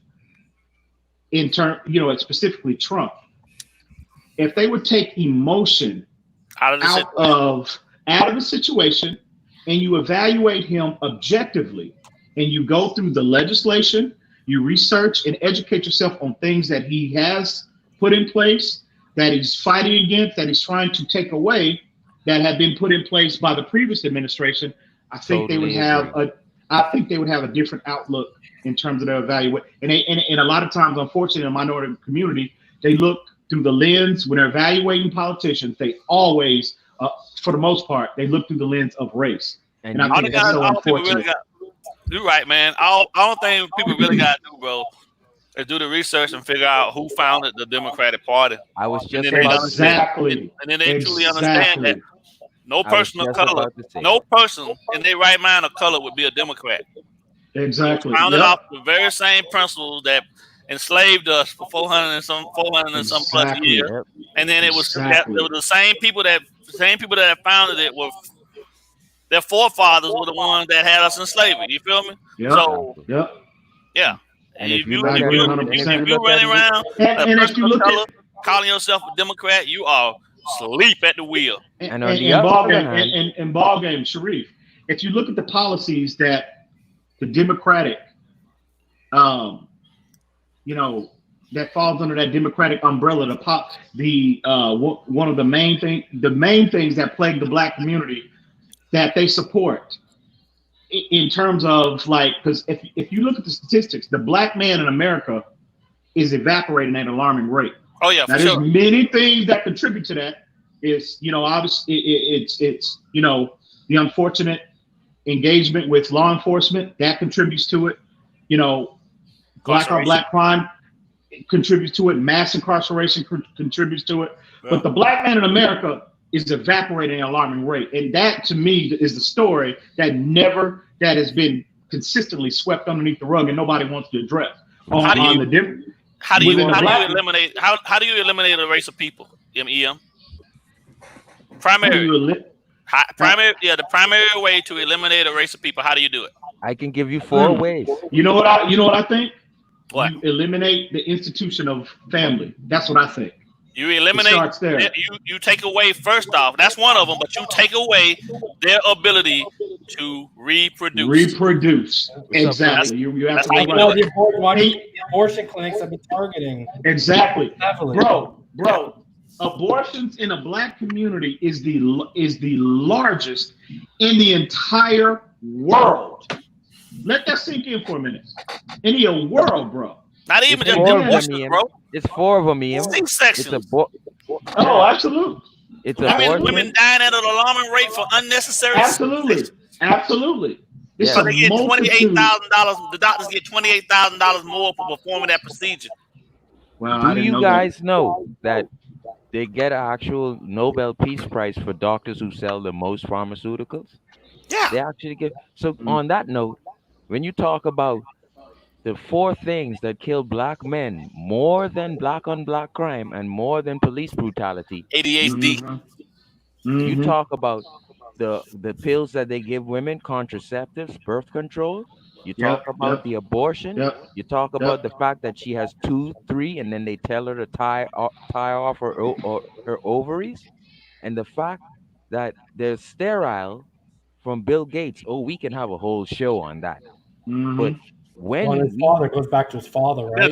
There's a reason why Bill Gates said, "Hey, we got a vaccine for the masses, but let's have the African American population take it first." Yeah. His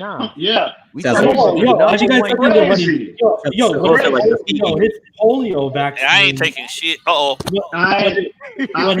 Have you guys good? No, you good? You guys actually looked at what his polio vaccine did in Africa? Oh my God, bro. It's heartbreaking. It's like my homeboy said. We asked for equality. They gave us Ebola. We asked for peace of mind. They put in place the eagle eye. They watch everything we do, and they see everything where we are. We can't even get anything. Even our stars ain't truly stars. They all pawns of this game that they call that we playing. And everybody that's being shown on TV is a black body that they slaying. It's unfortunate, and you look at and within the minority community align themselves with that Democratic Party, and the thing in the Democratic Party as a whole, the issues that they align themselves with are just decimating the black man in this country. You know, you talk about, you know, abortion, number one. You talk about mass incarcerations. Again, go back to the Clintons. During his 8 years, during his tenure as president of the United States, more black men were incarcerated under his 8 years than any other president. Okay, and that extended to, you know, then Obama, I think, came in and got close to him, I think, but that's a whole nother issue. But and also taking the black man out of the home, eliminating the institution of what a family should be, you know, a man and a woman, you know what I mean? Raising their family the way God intended it to be. That is huge. You look at, you know, the statistics that in this country, if inside a black household, if there's not a black male role model within, you know, inside a household, and they're raised in a single parent home, the statistics in terms of those potential children, male children, getting locked up, getting, you know, introduced to drugs, and I mean, just a multitude of issues. Homosexuality, it goes through the roof. Absolutely through the roof. Not to cut you off, but that ties specifically to women receiving Section 8, and they cannot receive a Section 8 unless with a man in the house is not in the house. Exactly. That's true. So that directly answers your question. So think about it. The guy goes, right. Let's say he has a little bit over the legal amount to carry on himself for personal consumption. Get sent away, right? Or better yet, get some trumped up charges and then goes to prison, does a bid. Now he's got a record. He tried to come out, tried to get out. This woman had to go get on Section 8, like you said. They've conditioned her now at this point. We'll give you this much, but this is just for you and the kids. If the man comes back, you can't have none of this. That man comes back, tries to reestablish himself inside his household. Now he ain't no longer the man in his household. The government is now. Exactly. Facts. Government calling the shots, and he left to his own devices to one, pick himself up and try the best that he can. Two, just fall by the wayside and just completely just fall off the map and just become one of the lost unfortunates, because at the end of the day, ain't nobody trying to give him a job because he got a record. Yep. You feel what I'm saying? And can't reintegrate into society. And now you're trying to be a stand-up man for your kids to be able to see. But the system don't even have any support in place for you to actually be that dude. Right. Right. You know, and all along you've been gone, all you hearing is your daddy left us. He in jail. He, you know what I'm saying? He this, he that. Though he do come back. Let's say he does come back, reestablishes himself with his children, gets a job. She putting him on child support, so every dime he making is being taken away from him. You feel me? Now he's supposed to take care of his kids, and he want to take his kids, but let's say he one of the fortunates to actually be able to get a job, to be able to take care of just himself. How much is he really going to be able to do? Yeah. It's gonna be tough. Yeah, it's gonna be tough. It takes two people, man. It always has. The success in the world, man. The rates where there's a man and a woman in the household working together as one. There's always a high percentage of success for the children and the longevity of that family. And you're right, Em. They targeted it, man. It's a systematic. It's a systematic targetation. For think about it. The demise of the black family, because when you can separate, right? And think about it. You talk about social services, or the Fed helping you with a free check, or getting a stimulus check when you need help because you're unemployed, right? Where is the step that I take that ball game is talking about to get to the middle class? They want you to rely on social services and the Fed forever. So there's no stepping stone for you to get to the and you know who is not fighting? You know who is not? You know who is 100% against those services? The Republican Party. Yeah. Republican Party, the overall mindset behind the scene for the Republican Party is this. Me and you both go to school together. I show up every day. I get my work done. I'm going to earn my A. The end of the semester come around. Whoever's coming in class with me, sitting there, the guy next to me say he only came half the time. The teacher goes up. I look at my grade. He look at his grade. The teacher says, well, because you've done so well, we're going to go ahead. We're going to take a couple of your points and give them to him so he can have a better grade. Knowing that all the while now, he didn't do anything to earn points he getting. But you want me to take my hard-earned and give it to this person? Right. Come on, man. That ain't right.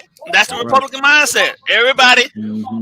We want to provide everybody with an opportunity to have an equal shot at things. But the Democratic Party was like, we want all these services. We want let's just give the people the help. Give the people the help. Why? Because it's a slave mentality. Because if they own you financially, then they got you, period. Because it's so hard for somebody to break out of the construct of saying, no, I'm going to go get it on my own.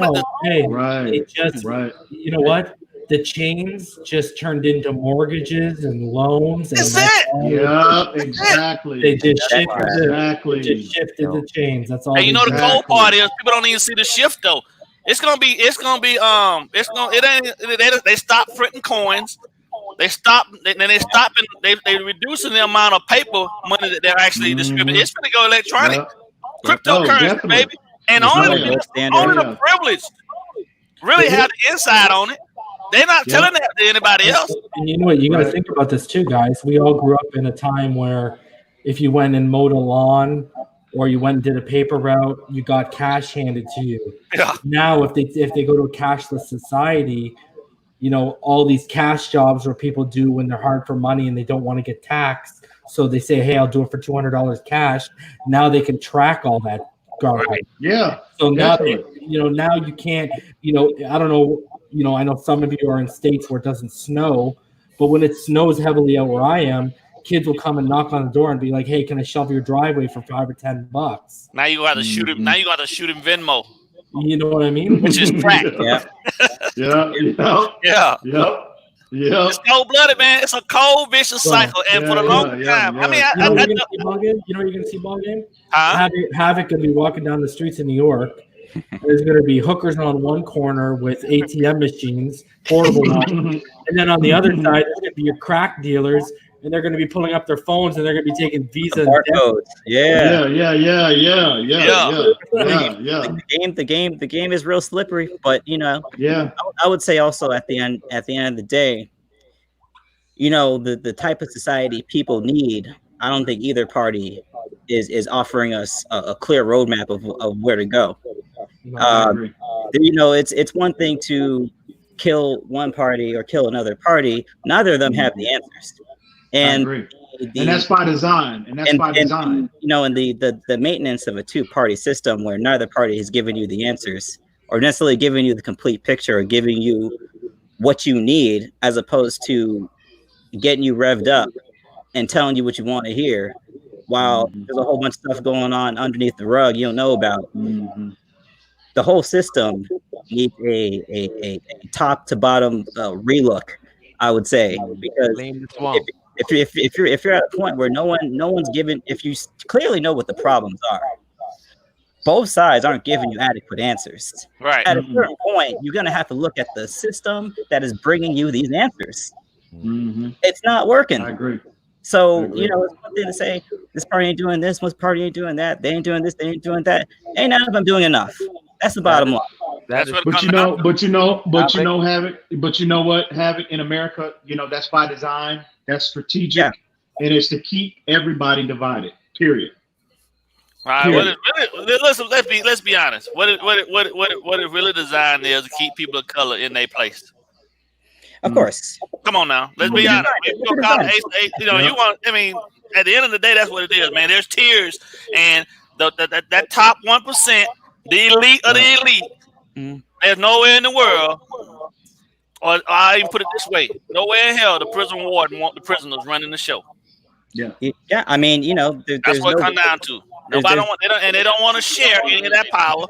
And the fact that they're in a position now where it could benefit everyone. At the end of the day, that's what it is. It don't matter to them because they never designed it. They never designed it for such. Yeah. There was never ever a plan for there ever to be a equality, for there to be complete and total 100% equality in this country. I agree. Because the amount of time that we spent as a people that we spent in slavery, anybody knows that the amount of time you spend in it, you got to spend the equal amount of time or more reversing that process. We spent 450 in it. It's gonna take down to that long to get us out of it. I agree. Unfortunately, that's the real of it all. It's just like I agree. Tick, you need to turn down. You have feedback coming through. Who is it? It's Rick and Tick. Feedback, okay. Rick. Yeah, you gotta use headphones, brother. Or yeah, is that better? Yeah, no, it's good. Rick, what's good, homie? What's good with you? What's good, man? How y'all doing? All right, Good, bro. man. How are you doing? Gucci, baby, Gucci. Yeah, it's cold blooded. It's What's up, man. big ball game, man? Elder dropping knowledge. I'm loving it. I'm trying, man. I'm trying. I just, like for me, right? I don't know if most of you guys know, but I think EM and Reason do. My wife's Italian, right? So I've had to take a completely different stance in terms of how I went about processing things and what I actually allowed and wanted my kids to know about their heritage from both sides, right? Obviously, everybody knows the history of the Italians, right, in regards to the Moors coming in and things of that nature, right? So when I dropped that knowledge on them, that lit a fire for my kids in terms of believing that, look, at the end of the day, man, we all got the same blood running through us. And the DNA is very strong if you're taking in consideration where we actually evolved from. So as a black man here in America, man, I tell my sons and my daughter that you have a unique opportunity to get yourself positioned in places that necessarily some other people who are darker complexioned than you, because people don't believe it, man. But at the end of the day, man, the lighter your skin tone, the less of a threat you are to those in power. Yep. Unfortunately, and they still do things that way. You know what I mean? And the lighter you are, the less of a threat you seem to be. So, I told them, at most points, man, you're going to come into conflicts or you're going to come into situations where none of that's going to matter. The person just going to look at you for being who you are and what they see as opposed to anything else about you just because you're different than them. And I say in those instances, you have a choice to make to that point. You can educate, which is one of the main ways we can get ourselves out of and get people up to speed on the true history of what really happened, because education always can be one of the main sources of killing racism, or you can become a statistic in the process of somebody that had an opportunity and never took the time to educate that person. Which one are you going to be, right? Yeah. You can't be afraid to tell people the truth. That's what it comes down to. At the end of the day, some people don't be willing to listen, some people aren't, but you can't have somebody walk away from you and you presented with an opportunity that you have. You presented with an opportunity to change, at least leave them with something to think about, even if they actually think themselves that they know what they're talking about. If you can actually even get them to actually even contemplate that they're wrong, that's a step in the right direction. But it's the conversations that have to happen. You feel me? And the first thing this country really has to do, above anything else, is admit what was done to us was wrong. Well, what was done to our ancestors, wrong. Right. We built the wealth. Right. 400 years we built your wealth. Couldn't get any of it. Couldn't play the game at all. Then for 50 years we came back and we stepped out. Can I say something controversial though? Huh? Let me say something controversial. And I still think don't get the stream shut down. No, I still think you got feedback coming through, Rick Tick. But my thing is, I think it goes beyond America. I think this is something that's gone on for over 1,000 years, and you're going to say, well, Reason, what do you mean? And I'll put it out there with this. Okay, so I'll put it out there, and this is based off of what Deshaun Jackson is saying. If you go back to old texts, whether biblical or whatever, the original Israelites came from Africa. They did not come from the Middle that's us. That's us. That's exactly who we are. And this is what I try to tell people. That's what I tell people, and follow along with me. If you go back, why are they called Jewish? I'm not called whitish. Y'all aren't called blackish. Asians aren't called yellowish. They're called Jewish because if you actually go back, the Jewish people right now, like I think it's about 80% of them are of European descent, and they could be tied back to the Khazarian Empire.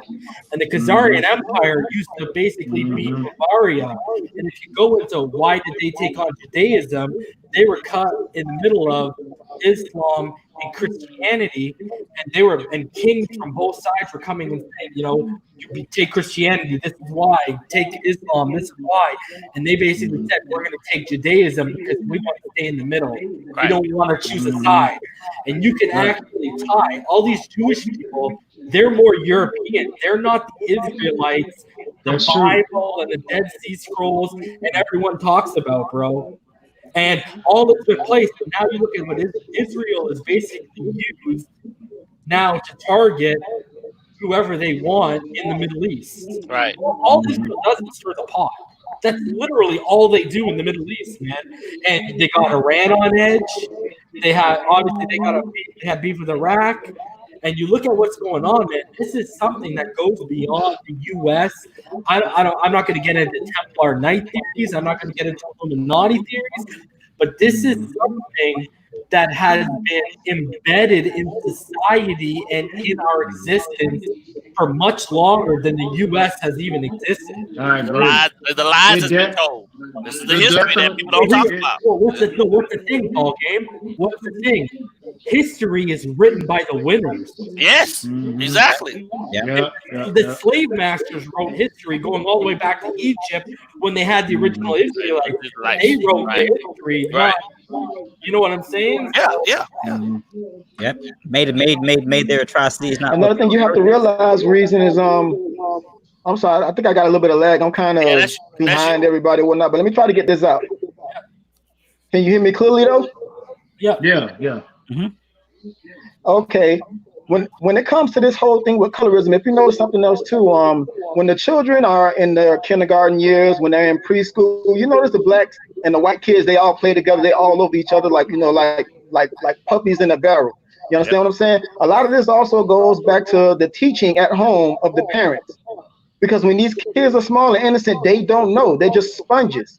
And when they go home, when the black kids go home, they get taught a certain thing. When the white kids go home, they get taught a certain thing. Right. And when you look at it from the black perspective, generally, okay, let me put it to you like this. When we were shorties and we went to school, when we opened that book in history class, everybody that did something triumphant was somebody white. Everybody that did something evil and had a bone in their nose or something like that was somebody black. So the kids are being trained in these school systems to hate themselves when they're black or if they have melanin in their skin, and to feel like they're empowered or better when they're white. So with all of this programming, you have this going on in the school systems. You have it going on in the media. Even now, like you see what happened with Nick Cannon. He just came out and said something that was true that you can literally go and research and find out yourself. And Viacom got rid of him just because he spoke the truth. And it's always been a thing said in our community that I love you can tell who's in control by whoever you can't talk about. The moment he mentioned Jews, it was all of a sudden, anti-Semitic. Well, how can we be anti-Shemitic when we are of the Shemitic line? That would be us being anti ourselves. Right. You get what I mean? Though, they don't recognize us as being though, because in truth, right? Most people want to attribute and say that the Jews and their biggest issue that happened to them as a people or the Jewish community was the Holocaust. Well, man, what happened long before that ever even happened? I mean, and how did you get to a point where you were in that position? You know what I'm saying? People don't want to go back. They only want to go back to those times in history that are convenient for them, because the Jewish population that came to America, they were helped out. They were set up with loans. They were set up with all sorts of programs and things of that nature to put them in financial situations where, if you look at it, what Nick said is true. They run entertainment. Yeah, like that's true. Think about the football teams in particular. How many of them have Jewish owners? Okay, yeah, that's true. Ball game. I was in the music business from 2009 to about 2016. Yeah, I was pretty deep in it, and I'll tell you right now, when you go to the heads of a lot of these major labels, they're either one of two things. And I'm not saying it's anything wrong with it. This is just how it's structured right now. They're either Jewish or they're gay or they're both. No, that's not. I'm not trying to be funny. That's how it's ran right now. Listen, if you go and because I've been when I met Nipsey Hussle, right? So when I went down and I met Nips, we were out in LA or whatever, we're kicking it, and we were just telling stories and stuff like that. And we got into this deep conversation, and and one of those things came up. You guys got to realize, somewhere along the line in the late 70s, early 80s, the casting couch changed from women to men. Yeah. Okay. And you know what? They have a nickname for it, right? The Velvet Mafia. That's what they call these. That's what they call them, the Velvet Mafia. It's been around since the 80s, man. This is it's real, man. It's agendas and it's whatever. I mean, that's why if you think about it, look at it this way. Again, there's nothing wrong with it. Each to their own. Hey, it's your life. Live it however you want to live it.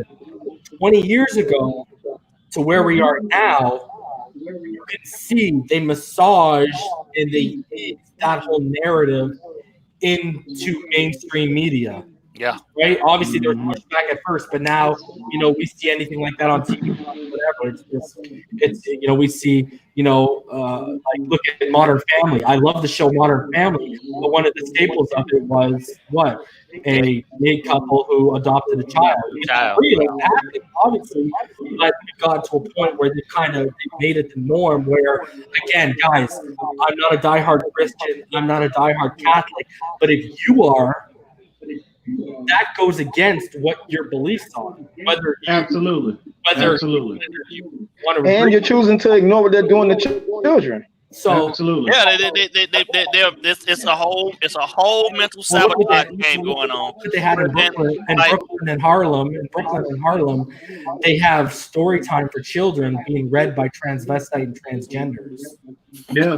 But that's again, each to their own. Do whatever you want to do. All I'm saying is, if you look around you, the world's changing at a rapid pace, and stuff that was not acceptable 20 years ago is now the norm. And I mean, I got gay friends. My homeboy. I have gay friends. They're all good. Hey, it comes with religion and your sexuality. I treat everyone you're saying. Do you just don't press whatever you believe on me? That's all. My homeboy. I agree. 7-year-old. And even if you say that, they'll call you a bigot. Yeah. Yeah. My 7-year-old, my homeboy's 7-year-old son came to him and said, "Hey, Dad, I need some new stuff for school." And he said, "Okay, let's go to the mall." The little boy wanted to go into what's that store? Quita. What's that girl store that be in all the malls? Not Fashion Nova, the one that's it's got a number in the name of it. Century 21. Forever 21. Forever 21. What is it? What is it? 21. Forever 21. Yeah. Forever 21. Right. So he's looking. He's like, "What are we doing here?" He was like, "Well, I want to get a dress." A dress for what? Yeah. Chris down the street wears a dress. And he wore it to school, and I thought it was cool. And we can be. You said I can be whoever I want to be. He was like, "Well, why you want to be in a dress though? You're a boy." Well, the clothes. 7-year-old now. I see it on TV. Yep. Something that I do. This is something that I do to people who try to force the homosexual agenda on the people, because I mean, at the end of the day, it's supposed to be a choice, right? But with the bogus laws that they're passing, they're making it to where you can't even say that you don't agree with it or that you don't do it. I seen this online and I started doing it too. So there was this guy holding up a sign that was speaking against homosexuals having more rights than heterosexual people.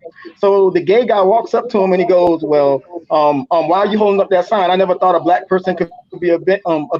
And he's like, "Well, what makes me a bigot?" He's like, "Well, what you have on that sign, we should have the right to do it." He was like, he was like, basically, we all should have the same human rights, responding to the gay guy. So then when the gay guy kept pushing the issue, the guy's like, "Well, you shouldn't hate me because I'm gay or whatnot." And then the guy said, well, what are you? And then he answered him. He said, "I'm gay." And then he said, "Okay, so what are you?" And the straight guy responded by saying, "I'm white and I'm lesbian." And the guy's like, "No, you're black." He was like, no, I'm white and I'm lesbian. He was like, well, how can you claim to be white and lesbian? You're obviously back or whatnot. He was like, how can you claim to be gay? You're obviously a man. You know what I mean? So the guy kept pushing the issue, saying that, okay, well, men can like men can like women. Yeah, men can do what they want to do, but at the same time, you guys shouldn't have more rights than heterosexual people. Right. So if you, for example, if you're born a guy and then you all of a sudden decide you want to be a girl, and then you go and you get a sex change, or you just outright try to live like a female, and people have to accept it, then if I turn around and say that I'm white and I'm a lesbian, you got to accept that. But no, you're black. You're not. See, this whole thing with the whole black and white thing, even though slavery is over, they still see us as slaves. They think they have the right to tell us what we can and can't say, what we can and can't believe, how we are supposed to live.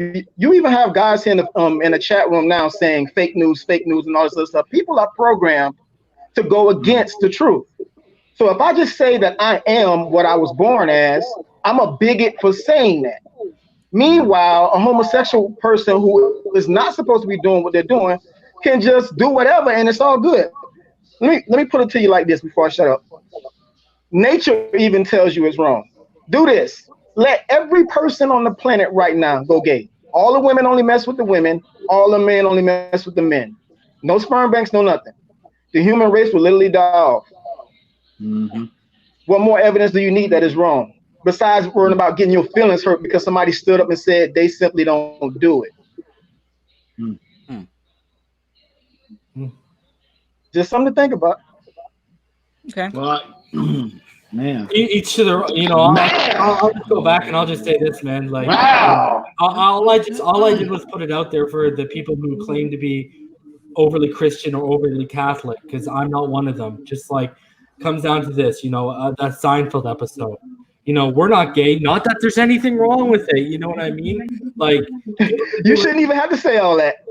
But people can do what, at the end of the day, religion, sexuality, do what you want, just don't push whatever you believe in any sense or any way on me, and we're cool. I mean, keep it moving. That's how I do, like, I'm not here to rain on people's parades or be that dude. It is what it is, man. All I'm saying is when you go back to the garden, it was Adam and Eve. It wasn't Adam and Steve.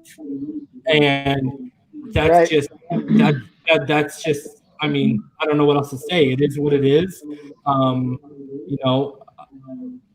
I mean, to each their own. You can't fault them. You can't hate anyone. The only ones you can have an issue with are the ones that push their agendas down their throat. That's all. I'm sure reason that Phinside NFL email. I'm sure we're gonna be getting an email soon. Because this, these issues, people don't like to address. They don't like to address truth. That's the hardest thing for the world in general to address is truth. And that's why we don't make no progress, though, because no one actually talks to the central points. And again, that's by design. It's by design. And Bro, I don't care if you're black. I don't care if you're white. I don't care if you're purple. I don't care if you're yellow. I don't care if you're gay. I don't care if you're into animals. As long as you treat me with respect and show peace and love, I'll reciprocate it. Now, if you're touching little kids and you're doing that stuff and you're raping women, okay, we got an issue. Mm-hmm. But I agree. Anything beyond that, do you, man? Just what people do behind what consenting adults do behind closed doors. That's not my business. Exactly. I leave that up between you and your God. I don't try to impose how I see the world on anybody, and I greatly appreciate that same respect. In regards to me. So whatever you do, nobody's up here saying that. Well, nobody up here saying that we should, you should hate if your neighbor if they're gay or whatnot or what. Nobody's saying that. Whatever you do, that's your business. But we just might not agree with it.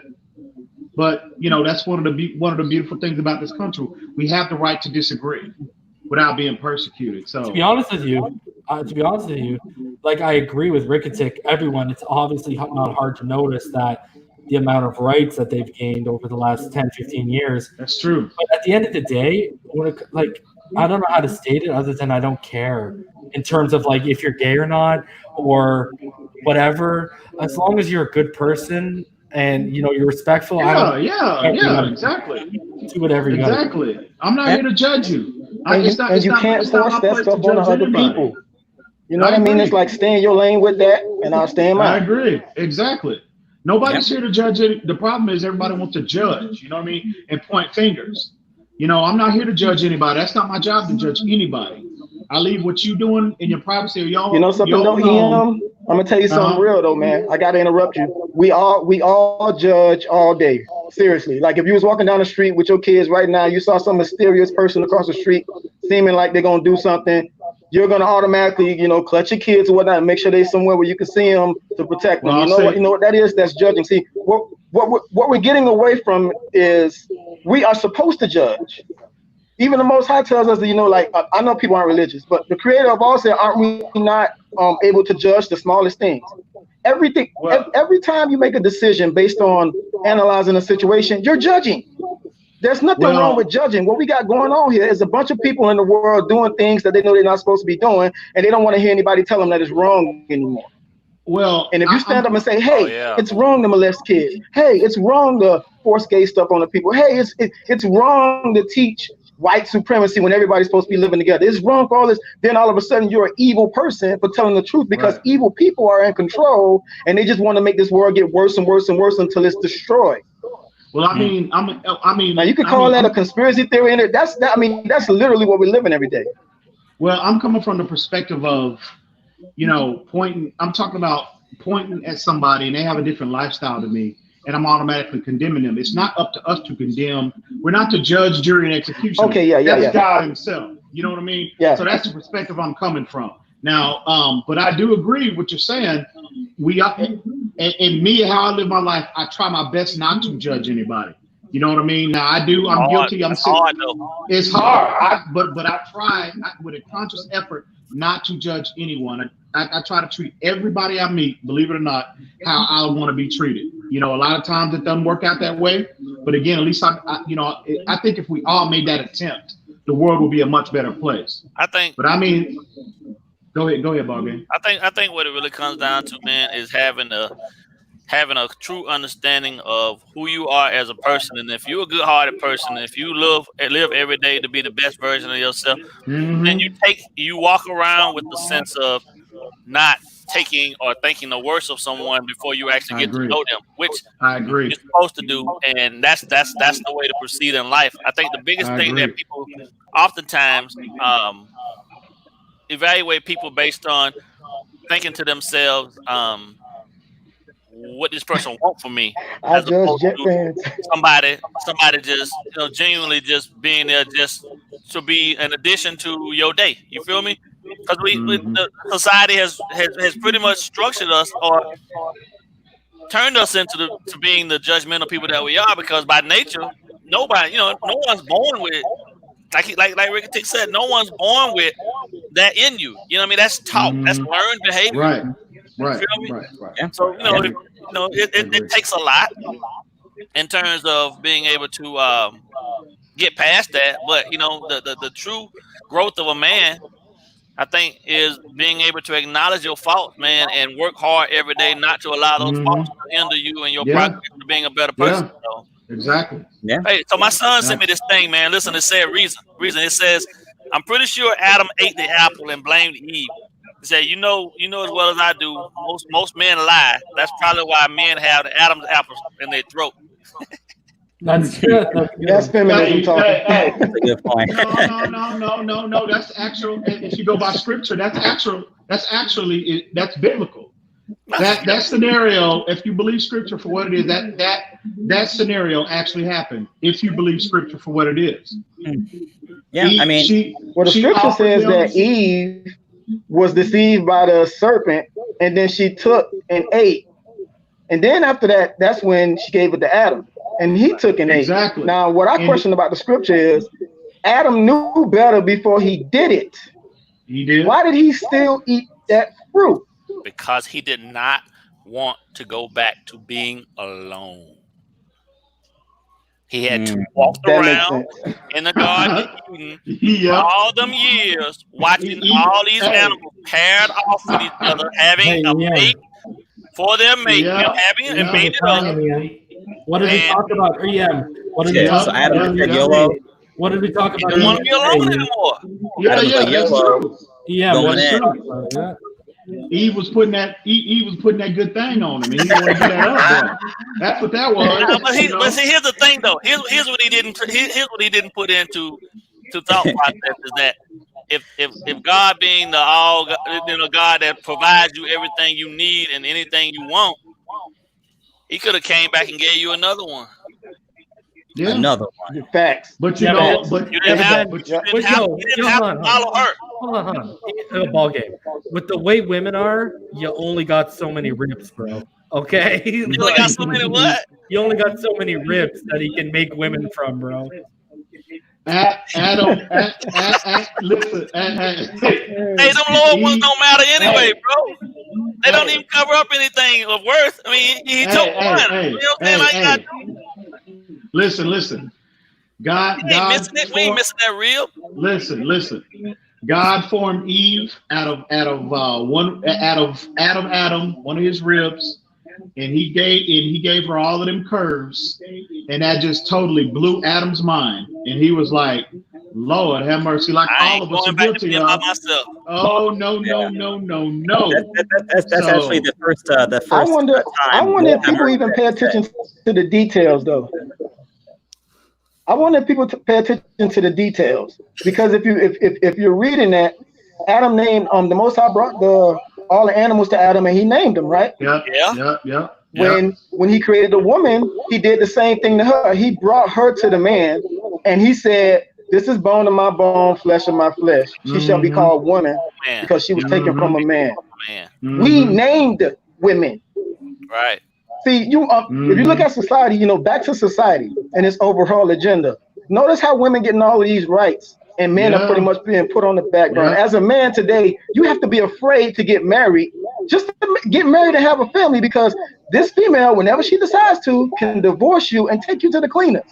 Yeah. You should not be worried about such a thing. We don't teach our children to love and respect one another. We don't teach the men to reign and rule in the home like they're supposed to justly. That doesn't mean take advantage of her, abuse her, put her down, run it out. No, that means love that girl. Pretty much put it like this. I teach my girls, your husband's supposed to love you more than he loves anybody else. Right. More than he even loves himself, because he sacrifices himself for you. Right. But at the same time, you submit to your man. There is no 50-50. Don't play those little silly feminist games. That's just going to end you up in divorce court. Right. With a broken home and however many kids y'all have, you have it by yourself.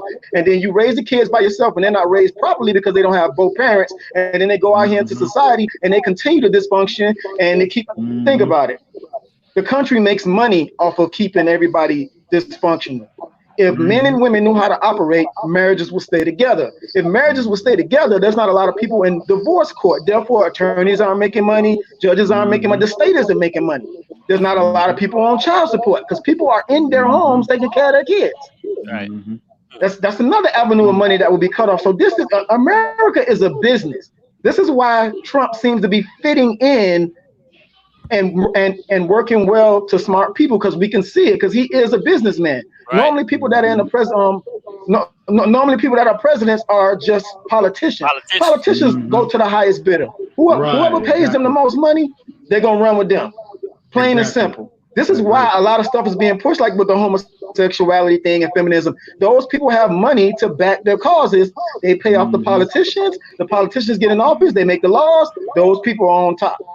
Yeah, recently at least, going back to I'm sorry, I'm kind of all over the place, because when y'all hit this subject, it was like, wow, man. No, you're good. You know what I mean? It's been more of the vice presidents in recent memory that have been the businessmen as opposed to the presidents. The president, like you go all the way back to Cheney, right? Yep. Yeah. I mean, it's all a mass. It's all one big grand design, man. But the key to the key to freeing yourself. I always said, man, when I was in the military, my third year in the military, I freed myself from the matrix. But I stayed in the military because I wanted to see from the other side exactly everything that was going on. I played the game.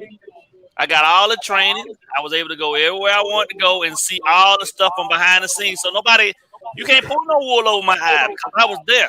I saw what was going on. I know what was happening. You feel me? Ball game. Explain this to me then. Okay, I'm listening. No, I'm putting it up on the screen for you. Okay. What in the good God's name was this, bro? Mm-hmm. Can identify. Oh, yeah. Man, and listen to me, you're going to see a lot of that stuff going on because for some strange reason, everybody seems to want to believe that we're the only people walking around here. Easily. There are, some call them angels, demons, or whatnot. But there are. I'm sorry. Go ahead. If anybody that honestly believes humans are the only intelligent lives out here, well, you went for a milkshake. This is what I tell you, man. There has been for the better half of the last 65, 70 years a full-fledged campaign to blind the American people or people in general on this earth of the fact that there are indeed extraterrestrial occurrences happening at a larger rate in this solar system. Unfortunately, what has transpired more than anything is that what we have as a country been able to get our hands on in terms of extraterrestrial being technology and things of that nature, we're not sharing with anyone else, which is stupid because we're all going to be affected by whatever's coming. You know what I mean? The key. And what do you think? What in your personal opinion, ball game, when you talk about extraterrestrials, define what your opinion of an extraterrestrial entity is. Another life, another superior life. So you think like from different planets and different solar systems and whatnot? Easily, there ain't no way we the only intelligent life out here. There's no way. There's a mathematical. If you guys look back the math in the 1970s, you can look it up. Drake's equation. Drake's equation mathematically proves that it's impossible for us to be alone in our own solar system, let alone the universe. There's no way. And also that's just the arrogance of humanity. Yeah. Thinking, oh man, we top of the heap. I give you better. I know what I saw with my own eyes, so I know we ain't the only ones. Oh so, man, they really about to kick the door now. At the end of the day, there has been an increase in the number of extraterrestrial crafts and things of that nature probing our solar system, probing our planet, looking for something. Maybe it's the likelihood that we breathe in the same form of air. Hell, I'm not. Listen, I saw people. Oh man, hey, we're not alone, bro. Yeah. All you gotta do is go back to the pyramids and how they're strangely aligned, and then you go inside the pyramids. Pyramids of Giza. And you look at what's on the walls. It was the same thing. It was the same thing that was happening with the Mayans and the Aztecs. And how did you build those structures without the technology? You can't even fit a piece of loose leaf paper between the stones. Now I do believe we're not alone. I do believe there are other entities in this world, outside of this world, but I just tend to look at things from a more biblical perspective than like the definition that that has come through the definition of extraterrestrials that been given to us by with movies or mainstream media. I tend to look at things from a more biblical perspective, but everybody has. Even the That's Bible. What I want to ask what you. does the Bible talk about? The Bible explains UFOs in the only way they can when they refer to them as chariots of fire. Yeah, exactly. The sky. Exactly. You look at old biblical pictures. Exactly. Old biblical pictures, and you see things in the background. Exactly. I don't know how biblical you guys are. Again, guys, I'm not Christian. I'm not Catholic, but I research this stuff. The Book of Enoch. There's a lot of stuff in the Book of Enoch where it's not just him walking with God. They explain things that seem outer worldly at points in that book. Right. So which is why I think in 2020 why the Book of Enoch is somewhat, is not valued like the Holy Bible, because it was a book inside the Bible at one time, but it was taken out, and I think for a reason. I think it was taken out. Why God allowed that to happen was because I think it was a book for not that specific. For that specific and you know time. What's crazy, Ian?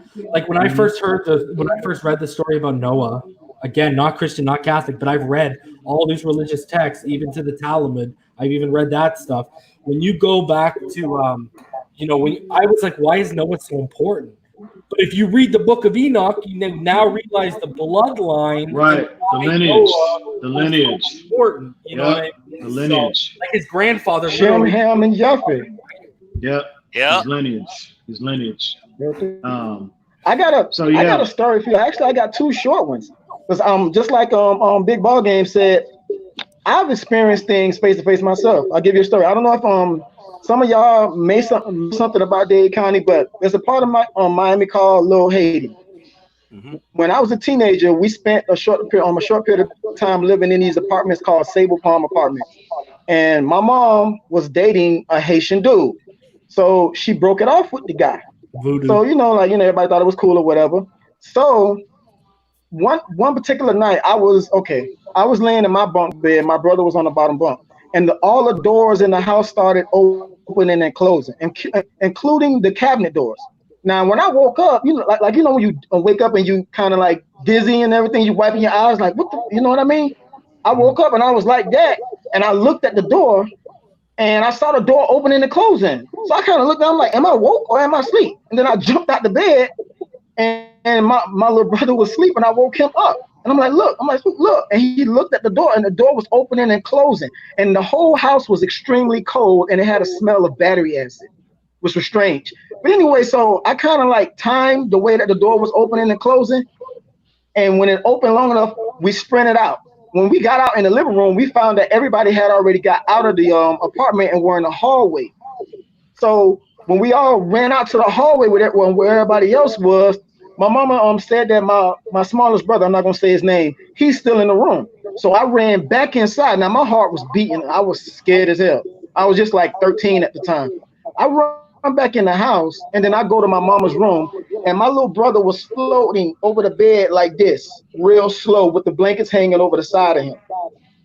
Literally just laying there floating in midair. And I went and I grabbed him. And when I grabbed him, he fell down to the bed. So I picked him up, threw him over my shoulder and ran out. Story 2, our neighbors that lived right across the hall from us, right after this happened, she pulled my mama to the side and she started talking to my mama about this voodoo thing because we didn't know nothing about it at the time. So she said, okay, y'all need to sit down and watch this. So she literally put on, back then they was using VCRs. She literally threw the tape in. And so like it was these people all gathered together inside of a room that had curtains over the windows or whatever. And they had a fireplace there. And a fire was going, so it just seemed like people playing music, and they were speaking Creole and everything. I don't really understand it, but I remember how it sounded. And they were invoking spirits, but we didn't realize what we were watching. And like watching it, my hair stood on end. Like I could feel the evil. I felt like it was just wrong.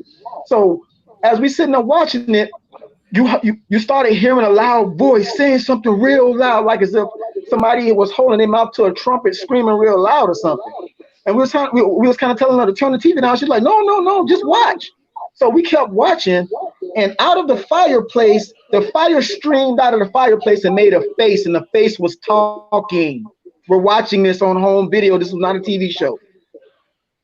And people, were shaking and doing all of this stuff and everything else, and then the stream of fire went back down into the fireplace. You see my face? When I saw that, I'm like, okay, yeah, I'm a literal believer. There's more out here than what we are led to believe. We are walking amongst devils. Well, I got two stories for you. I'm not surprised, brother. I ain't surprised either. I got two stories for you. I got two good ones. Okay, so first of all, before we get into these two stories, if you look into Haiti and why it's been so cursed, the story goes that they basically, as a population, they sold their generation and future generation souls to the devil to get the French out of occupying. So that's why a lot of people believe that land is cursed. But anyways, my story. So I've got two. So I went back to school. I went back for marketing, and it was 2009. And basically, how it worked is your final assignment you would hand in, and then you would write your final exam. So I was pulling an all-nighter writing this exam. Okay, so it's about 3:30, and if people know the significance of 3 a.m., 3:30 a.m., that's what people call the devil's mocking hour, because they believe that Jesus Christ was crucified around 3 p.m., 3:30 p.m. So the exact opposite is the mocking hour. So anyway, I had a cat at the time. This cat never hissed at one person, never pulled out its claws, was not aggressive at all. So I'm sitting at my desk and I'm typing away. I'm working on my assignment, and I got my bathroom is right there, like an earshot to me. Like where that door is that you see there behind me, that's where my washroom was. So the door is wide open, it's pitch black, and my cat is sitting in the doorway, staring into the blackness, just hissing. And it even started growling a little bit, because I don't know if you know, but cats can actually growl. Wow. So he starts growling a little bit, and I had to literally pull him away and shut the door. And I was like, okay, that's weird, right? Like, what's going on here? And a little bit of a backstory context. I dated girls before this who I used to come home, and I used to find this picture of me and this ex-girlfriend. It'd always be face down. No matter what, every time I came home, it was face down. I had another girlfriend. She was actually pulled down the stairs, and she thought I did it. So anyways, I pull an all-nighter. I don't go to sleep. I hand in my assignment. I write my exam. I come home. I go to sleep, okay? I fall asleep around 11:30 in the afternoon, and I was in the basement of my mom's old house, and I had one window, and the way the window came in, you could tell what time of the day it was, because you would get that really orange hue if it was in the morning, or that yellowish orange hue if it was 4 or 5 in the afternoon. Exactly, right? So at lunch, you could tell what the tone of the color was, right? So I have this dream, okay? And in this dream, it's my cat, and we walk to the bottom of the stairs, and something's coming down the stairs, and I'm getting chills. I don't like the feeling that's coming down the stairs. All of a sudden, and I could tell through the window that it's the current time I'm sleeping at. All of a sudden, I wake up, I'm face down, and I see a skinny, black, foggish-like arm come over my right shoulder, and then all of a sudden, I'm just pressed down into the mattress. Like I can't move. And as nerdy as it sounds, I started thinking to myself, like, oh my God, am I about to be possessed? And then for some reason, I thought of my cat. And the reason why I thought about my cat was the week before, I was talking with this girl, a friend who was a girl, and we were talking about cats and how the Egyptians worshipped them as keepers of the underworld. Keepers of the underworld. Yeah, and how spirits are afraid of them. I thought of my cat. All of a sudden, the pressure alleviated. I jumped onto my back, and my cat was standing at my feet. And he was just staring right at me as if he knew what the hell just happened, and he came there to scare whatever it was off. And then we could flash forward. It's about 2012. I got this girl I had just been dealing with. She dips off, okay? We kind of fell out of sorts, but we had gone to this place that was supposed to be haunted months before. We didn't really see anything. So she hits me up, and funny story, I'm with this other chick who's actually her friend. I'm not even lying to y'all. I got a pizza in the oven. It's about to go down with this chick. It's a wrap, okay? We're going to eat, and it's going down because I'm gutter like that, okay? I get a phone call from this girl, and she says, hey, me and my friends we're going to the spot again, right? We're going to the spot. And I say, okay. So I ditched the girl. I'm not even lying to y'all. I pop it out. I cut it into 4, throw it in some Tupperware, hand it to her, and I send her on her way, bro. And so I meet up with I get in the car with it's me, I guess my ex, her friend, and this other guy, and then one of the friends is driving. We get to the spot, okay? I'm not even jiving with y'all. We park. The driver says, I'm not getting out with you guys. I'm like, all right. So me, my ex, her friend's boyfriend, we get out and we start walking down this pathway. So it's October. In Canada, our leaves fall off. So all you got is like bare trees. And we're walking down a pathway. It's a narrow path. All four of us can fit down it side by side, but it's all just open in front of us. It's all trees. All the leaves are off. I am not joking you. All of a sudden, this bluish, whitish figure comes from the right side of the path from the forest, and he comes over the path, but like horizontally. So he goes over the path onto the other side, and his feet did not touch the ground one bit. And I'll never forget, my ex dug her nails into my arm, screamed, and her friend ran off. Me and the dude looked at each other. We're like, yo, do you want to keep walking? We're like, yo, let's keep walking. Keep walking, and you come up to like this broken down castle. Bro, we're in the middle of nowhere. We start hearing doors slamming. We're like, how are doors? Like, we're out in the middle of, like, there's not a door in sight. Like, the doors are starting to slam. And the guy looks at me. He's like, yo, I think this is a sign we might want to turn back. As soon as that happened, the girls call us. They're freaking out. They're like, where are you at? So this ties into my whole theory. Yo, I think they're in the same realm of existence as us, but they're on a different plane. And that's why you never see feet touching the ground. That's why you see a couple inches between the ground and them. Is that plane of existence? It's not a total different realm. It exists in the same realm. It's just a different plane. And, you know, everyone talks about, yo, there's levels to this, higher levels, higher forms. Well, that's a higher level. Right. What they've done is they've elevated, but they haven't fully elevated. Well, if you passing over, right? If you read, if you believe in the book, none of those that have left and gone from us now are actually truly gone. Right? Nobody's been called officially home yet, because that period of time actually hasn't happened. Everyone's just the physical nature of a person is gone, but the metaphysical still exists, and that's just different levels. Yeah, it's just different levels of energy, which is why oftentimes you hear people talking about the soul and spirits and things of that nature. Yeah, you know what I mean? So I agree with what you're saying, Reason. Yeah, it is a different level, but you just ascend. Those people have officially just ascended to a different level of existence, which we can't necessarily see on a consistent basis. The Bible calls that The Bible calls that place Abraham's bosom. Yeah, there you go. Yeah, yep. And see, I stumbled up. I told the about this. There's actually a parable in there about Abraham's bosom, where the rich man and the poor man. The rich man passed away, and he went down to Sheol or hell, or what we know as hell, with fire and everything. And the other guy, the poor guy, died and went to Abraham's bosom, and where he was comforted, and they could see each other, but there's a great gulf in between them.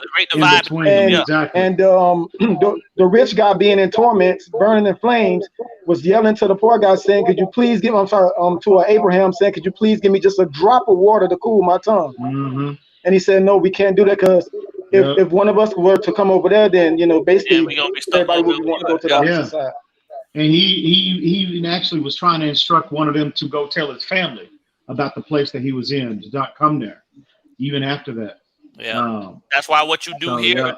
That's why it's so important for people to understand too. Also, what you do here matters at the next level. Actually, what you do here. See, people are so focused and consumed with this world. Yeah, this is everything in this world. Well, again, I'm not trying to preach to anybody. I'm just because it's all they know. Yeah, it's because all they know. Exactly. And again, I'm not trying to preach to anyone. I'm just telling you what my belief. What my belief is. Go ahead, bro. People are so consumed with this world, and they think it's the end all be all. But actually, it's reversed. Once we leave this world, that's when the game begins. You know what I mean? That's why it's so important what you do while you're here, while you're in this vessel, what we call the human bodies, to implement and whatever calling God has given upon everybody. Because I'm a firm belief that God has placed a level of responsibility to everybody that's birthed into this world, and He wants you to fulfill that. Okay, so that's why it's so important for you to fulfill whatever calling God has in your life, while you're here, because you're setting yourself up for when you leave here, for when we all, because we all gonna die at some point. You know, whether the day you born, you start exactly from the womb. We're all leaving this world at some point. So, but what you're doing while you're here, that's why God, in my opinion, the blueprint that He's given to mankind is so important. What you do here while you're here, you're setting yourself up, and He tells you your riches are gonna come here in the hereafter, not of this world, because Jesus told, you know, he was specific about things of this world will be washed away. Everything, no riches. The moth will eat everything. The locust will consume everything in this world. So it's imperative that people are conscious, but people are just so consumed with this world and this life, and they just have they're not conscious at all of what's coming. But actually, once you leave here, that's when the real games begin, in my opinion. Well, and you know, I go into this ball game because you're in the government or whatever, you have ties or whatever. When you look at when they were doing the LSD and everything heavy, and everyone thinks they were, you know, well, they were doing what's it called? What was the brainwashing program they had going on in the 70s? MK Ultra. Okay, so I think they were doing MK Ultra, but I think the LSD, and specifically when you look at a drug like dimethyltryptamine, DMT, I think they're trying to access something because. Yeah, we're trying to access really what that drug really was designed to do was open up other layers or other facets of DMT. Are you talking about DMT? Brain. That's a lot. Yeah. It's all the time because you know your brain creates it from the pineal gland. The average person operates at, right? They were trying to get that open. They were trying to get other doors of the brain. Yeah, they're trying to open your third eye. Open up your third eye. Yeah. You know, because dimethyltryptamine comes from your pineal gland, which is technically your third eye, right? Like, If you actually if you go to frogs, like most reptilians actually have a cornea and a retina on their pineal gland. If you actually go into the reptilian race, so you know, and that's a whole nother show. I know, that's a whole nother topic. But if you actually look into the studies of dimethyltryptamine and like going to like Harvard and Yale and stuff like that, it's clear they're trying to because it goes back to what you said. You know, I stumbled upon this years ago. I stumbled upon a government program where they were trying to use white noise. And they were trying to figure out if there actually is something on the other side. And from everything I uncovered, they made contact. And basically what they were told is that there is an in-between, like what some people would call purgatory or whatever you want to call it. From the responses they got back, there is an in-between. Yeah. Like it's not just one leap. And it goes back to this ball game. I told EM this. You know, I know we're in a anti-Islamic world right now, but if you go back to the Islamic Empire when it formed and when Muhammad started riding through with them, and they really did have power and they were taking over countries, when Muhammad and his armies went into Christian and Jewish countries, he told them, do not kill the Christians and do not kill the Jews because they worship the same God that we worship. Right, exactly. And this goes into what you said, ball game. You talked about how the metaphysical goes to a place because that day of judgment hasn't come yet. Well, in the Quran, it talks about how when everyone dies, you basically are resting or you're in that place until that day of judgment comes, and then everyone comes together and like if me, you, and EM are in a lineup, I won't know you. Right, you won't know me. Everybody got to stand on their own for us and be held accountable for everything.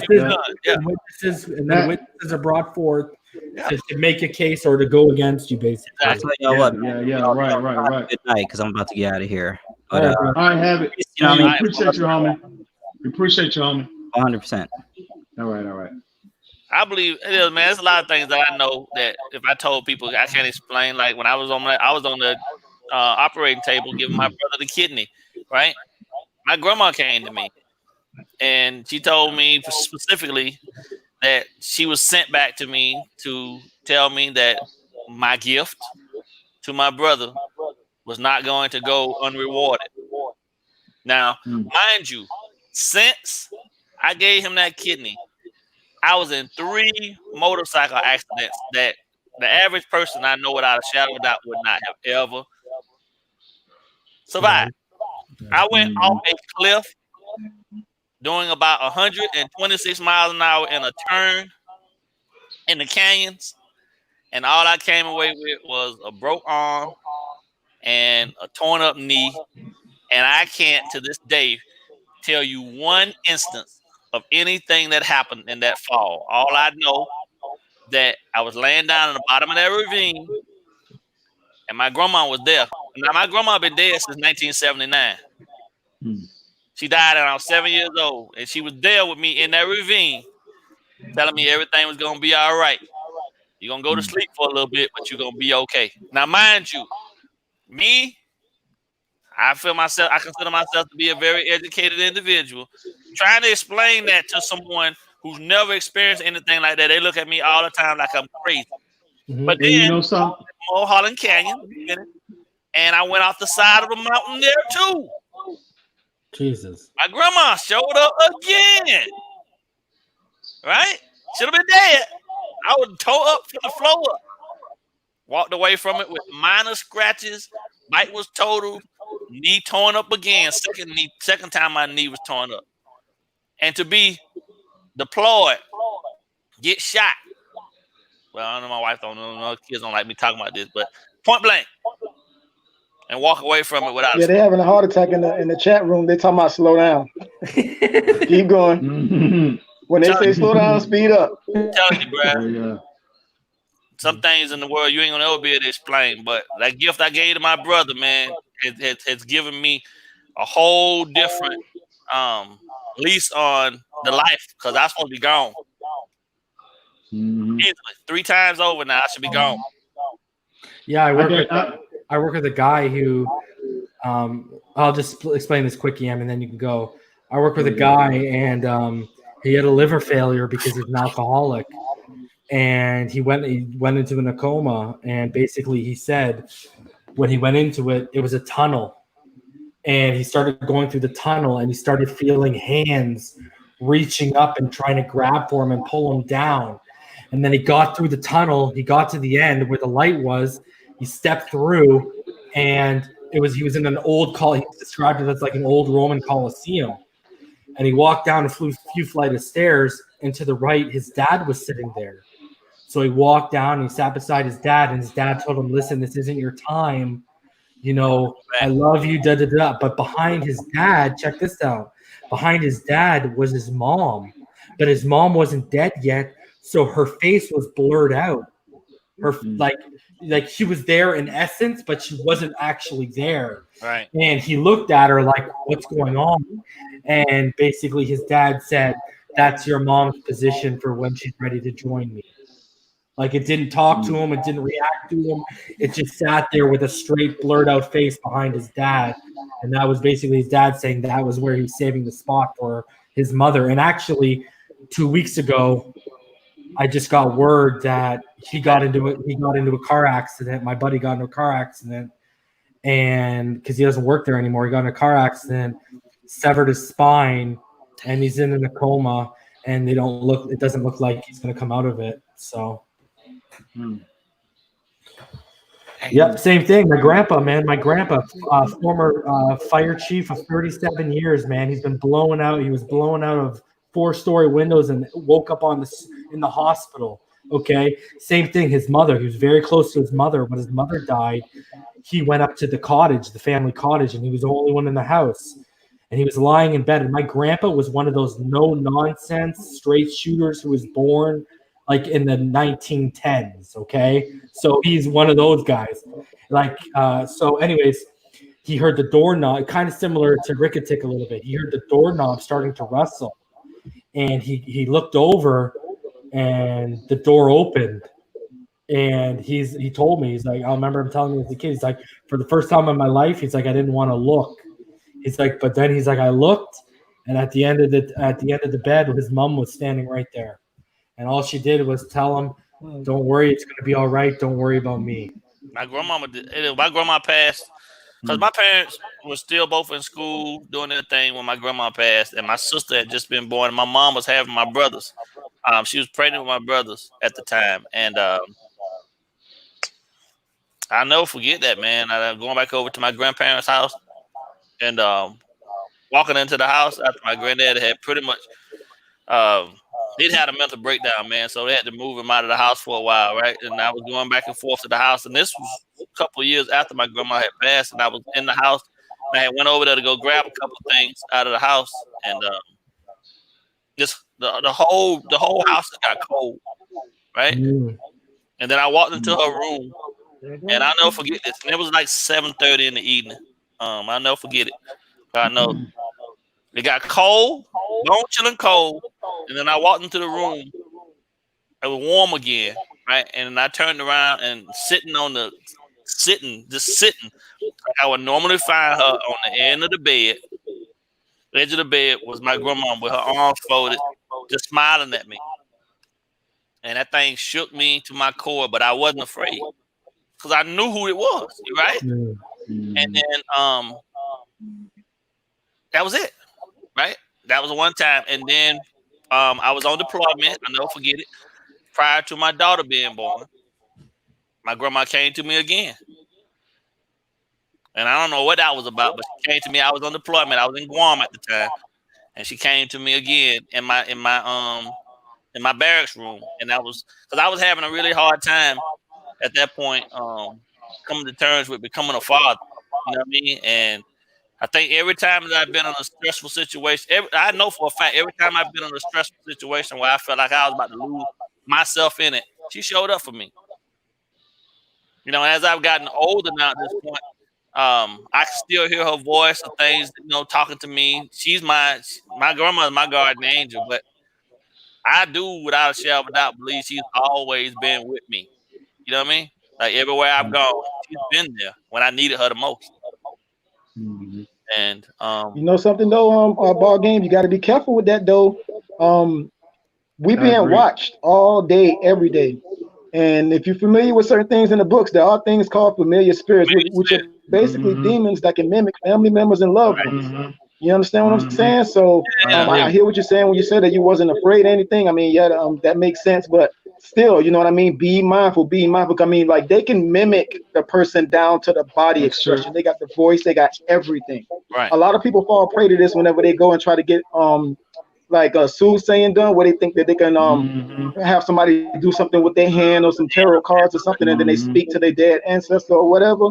Right. And they're sitting there talking to a demon the whole time, getting misled to do something destructive, thinking that they're talking to a family member. So I'm not saying it's not your folks and like that. What I'm saying is, you know what I mean? Like I'll always be mindful of that. Like I don't always trust it because it's happened to me before too with my grandma. So I'm I don't know about that. You know what I mean? Listen here. I don't want to entertain no spirits at all. Don't come in a form. My mom passed in 2005, and anybody that knows me, how dear my mom was to me. But I don't want to see you now. I'll wait. I'll see you on the, when it's my time. I'll see you on the other side. I don't want to entertain no spirits, no familiar spirits, nothing while I'm still on this earth. I don't want to see none of my grandmother, none of them. So I'll holler at you, when on the other side. I don't want to see you while I'm here for that primary reason. It changes you, man. It does. Because I'm telling you, those two motorcycle accidents in particular, man, I was supposed to be dead, bro. I agree, ball game. I've been I've had, in terms of like car accidents, I've had 3 brushes with death. One as a kid coming from football practice. I guess I probably was like maybe 7 at the time.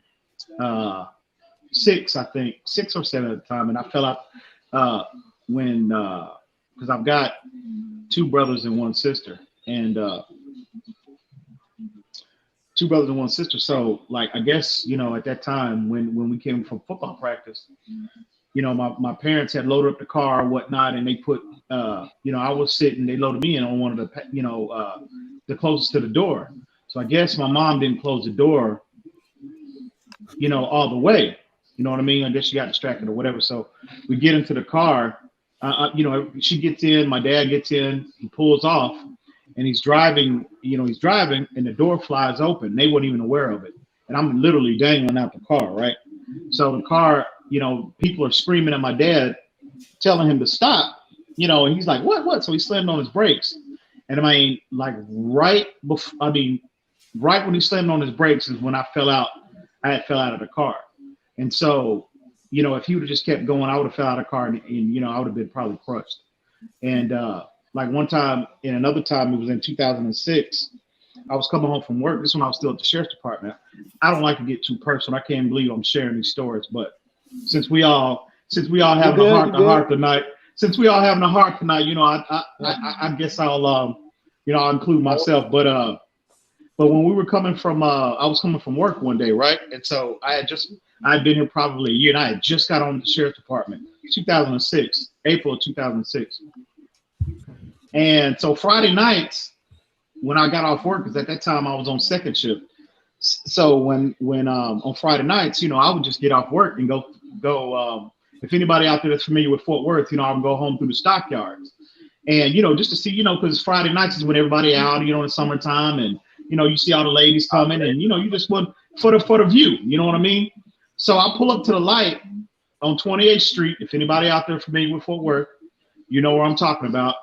28th Street, and it's a Jack in the Box sitting. Was sitting in a corner in a telephone pole right in front of a huge telephone pole. So I got my music blasted. I'm waiting to get home, changed because we was going out that night or whatever. And so the green light hits, and there's three other vehicles in front of me. So one goes, the second one goes, the third one goes, and then I go through the light. And this dude, they clocked him, Fort Worth police that clocked him. He was going like an 87 in a 50. Runs the red light, and literally my car, bro. Literally, here's my, if y'all can see, here's my car, right? I'm driving here, and literally where he hits me was inches from where my seat was. Totally took out the back end of the car. The car was looked like, it was just like, it was like a sound I had never heard before. And it was just, took out the whole back end of my, it was a Nissan Altima. I had an Altima at the time. And so when he hit me, I had ran up, jumped the curb and wrapped the front end around this telephone pole. So my car was like a ball of tissue. I was all, stuck inside and everything. So when the paramedics showed up, I was like, literally, it was like nothing I can describe. And so when they pulled up, I was just quiet. I could hear people talking and screaming or whatnot, and people calling the police or whatever. And so when the paramedics showed up, they literally thought I was dead, bro. And so when they got the door, somehow they got the door open, I literally hopped out, bro, and I walked away without a scratch on me. Literally a scratch. And so I think back, it was another time too. I don't want to get too personal with that one, but because I don't want to get too personal with that one. But somebody cloaked you, man. Someone had a female passenger for the other one, didn't they? Somebody, guardian angel cloaked you. Exactly. And and it's like, and anybody that knows me knows I hate wearing seatbelts, right? Both of that accident and the one that I was in, again, anybody that knows me knows I hate. What's the real reason you hate wearing seatbelts, Ian? What's the real reason now? I didn't have any.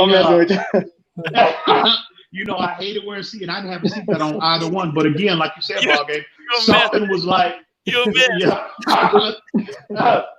Anyway, for some reason, bro, it was like when the accident was happening. Everything was slow motion, right? Yeah. It's like, my whole entire accident was slow motion. The girl looks up at EM. Everything slowed down. It was for real, bro. Like everything slowed down. Exactly. It's like you talked about the Matrix earlier. You know how when Neo, when he's dodging the bullets and everything is on his end, it's like he can see, when he's able to dodge bullets and kind of navigate. That's kind of the experience. And it was like nothing, like I said, I've been in 2 near-death car accidents. My accidents were like, it was like time kind of just, here I was and all of a sudden it was like, Yep. I'm falling. I had a feel similar myself situation falling. happen to me when I. Yep. Go ahead. I'm Rick. sorry. Go ahead, Em. I'm sorry. No, you Game. good. No, you good, homie. Go ahead, bro. Go ahead. Oh, okay. What I was trying to say was, I had a similar situation happen to me when I was a short. I was probably like, I want to say like 7 or 8. We were living off of US 1 South Dixie Highway. The apartment complex was called the Dixie. They used to call us the Dixie Demons or whatever. Anyway, so some drama, some beef went down in the parking lot. I don't know who it was. I don't know who it was about. But whatever the case, they started shooting. And whoever they were shooting at, they thought was in the apartment. So they started shooting in the apartment windows.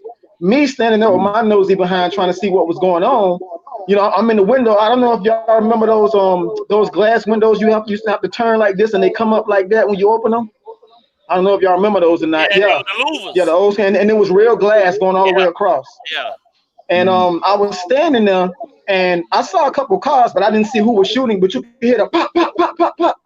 And my auntie, I remember her scream my name, Ricky. She came and she ran to me and she pushed me. Now, as she pushed me, simultaneously, I heard the window like not break shadow, but like a tap break, like blink, like that. And I heard a thump, like tap, like blink, like that at the same time. Turns out, when she pushed me, she caught a bullet right there in her stomach. So I remember her falling down, and I remember standing over her and looking, and I remember the blood just running out. And my auntie, Tawana, she grabbed me, she pulled me back and everything, and I was just standing there like stuck. Like in that moment when she pushed me, everything moved slow like that.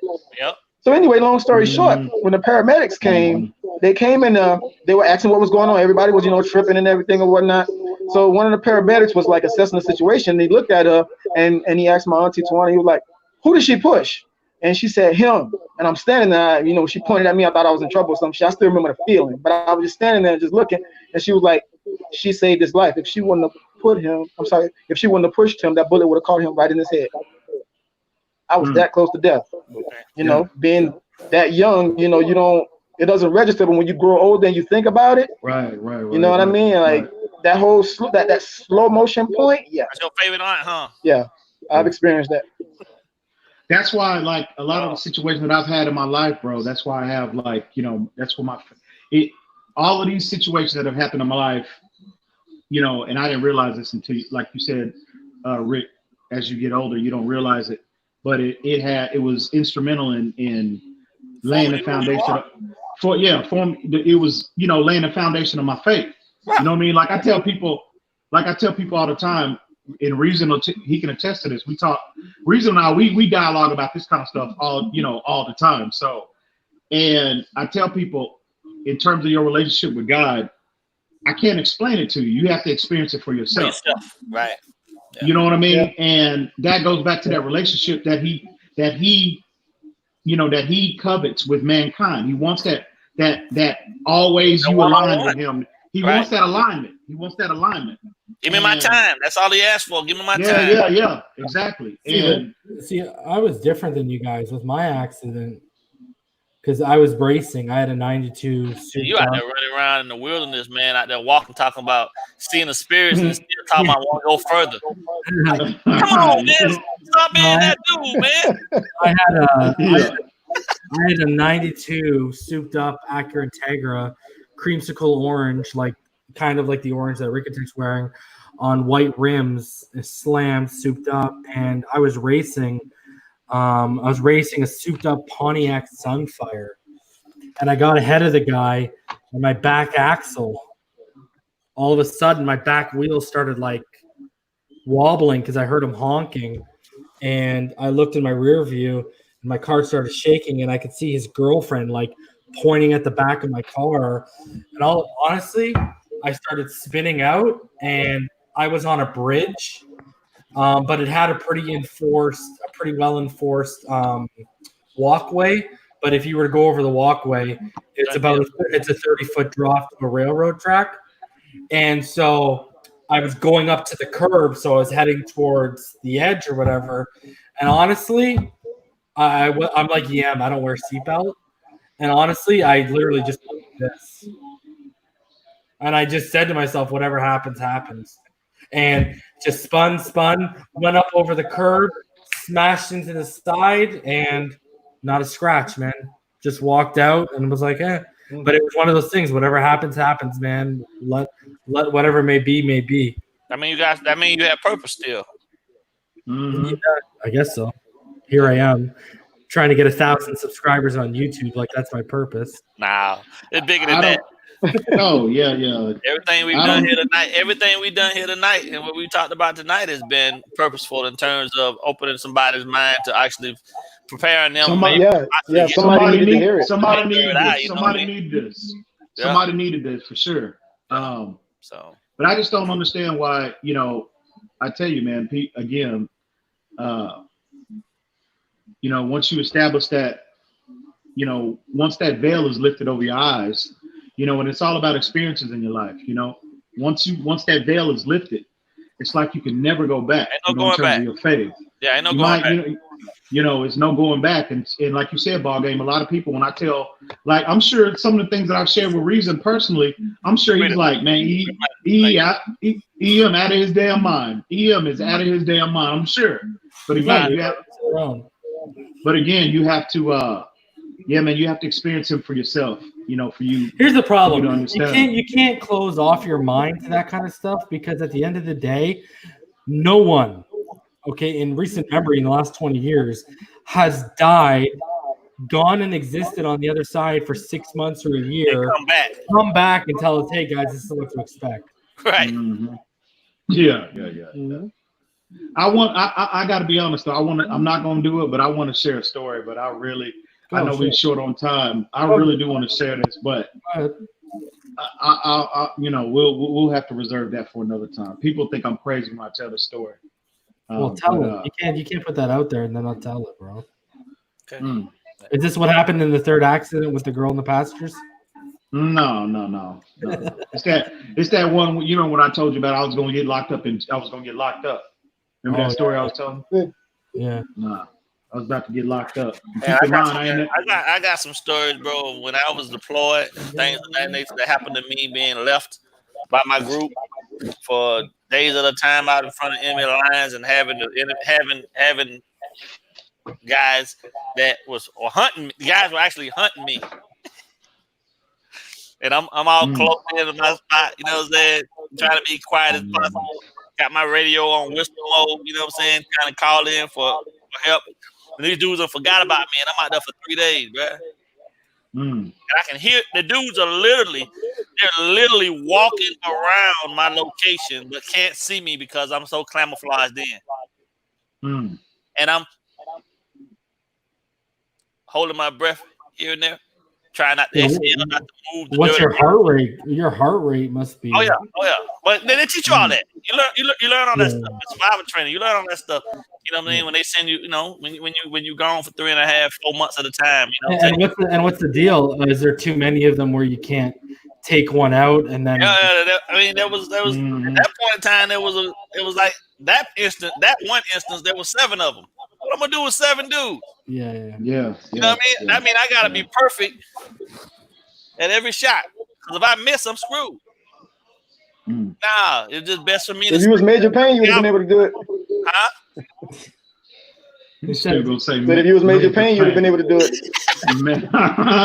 Major Payne. I got a lot more common sense than Major Payne. I kept using my radio, and then my guys eventually showed up and ran them off. But it's just all sorts of stuff, man. Like that I know without a shadow of a doubt has led me to be here to still be able to talk to people about the real, about the world around us. You know what I'm saying? Because a lot of people, unfortunately, never venture outside of their comfort zone. They never get an opportunity to go see how people live elsewhere, where the news paints people a certain way, and then we start and get conditioned to believe that people are exactly like that. But when you get over there, and you see the people, they look like you, but they're a little different.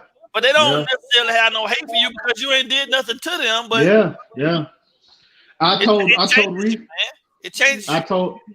told Reason that when we lived in Germany was like that. The West paints in mainstream media, they paint a totally different narrative of the rest of the world. You know what I mean? Yeah. And the Germans, man, obviously, when you think about Germany, you think about Hitler and, the Nazis and all of that. Now, I'm not saying there's not an element, that's not present there, but for the most part, in terms of like minorities, bro, they embrace, bro. Like I said, one thing I've noticed, ball game, is that wherever I've been, I've noticed, and I've had experience with every race, every nationality, whatever you want to call it.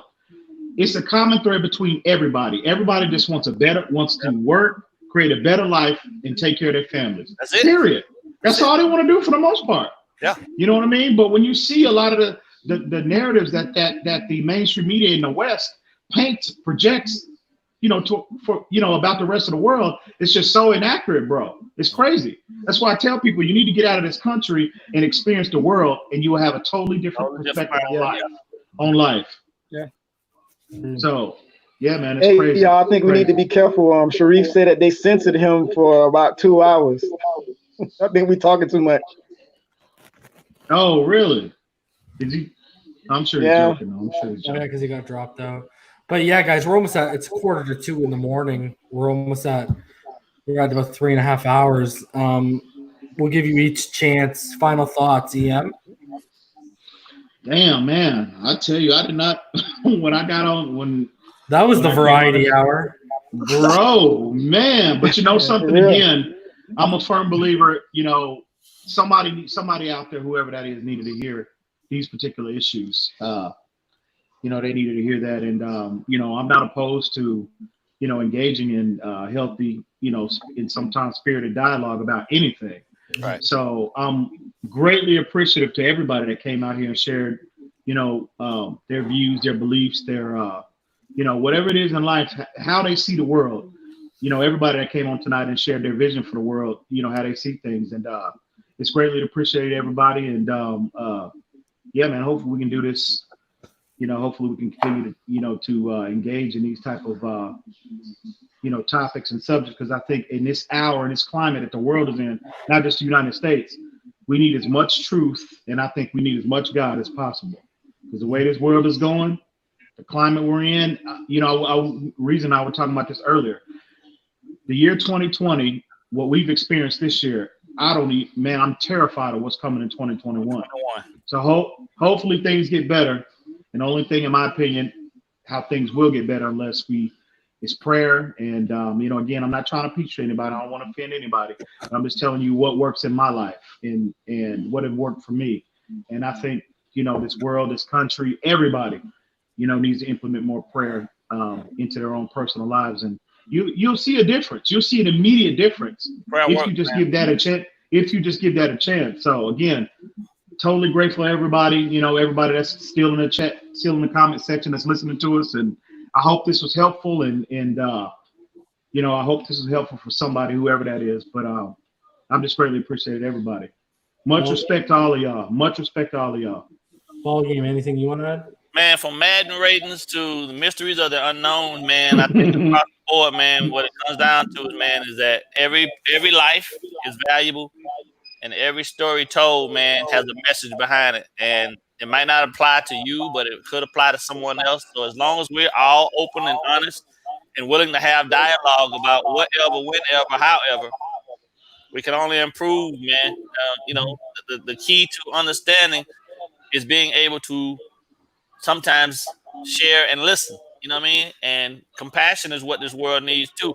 Compassion, empathy, sympathy, and understanding. Because caring for your fellow man, you know what I'm saying, even when you don't feel like you got it in you to do so, speaks volumes, man. And that creates ripple effects throughout the world. So we got to get back to the only way to equality is through the pain of what's transpired, and that's understanding and having the open dialogues and conversations about what's happening in the world, man.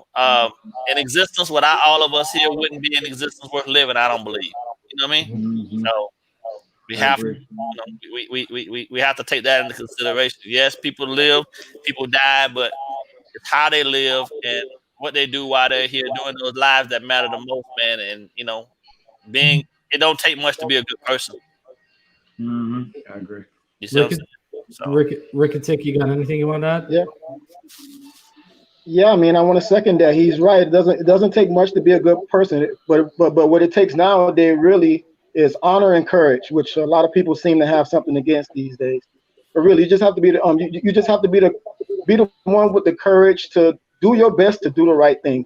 When it comes to the stream, I'm glad to be back. I know I was gone for a minute, y'all. I'll be busy.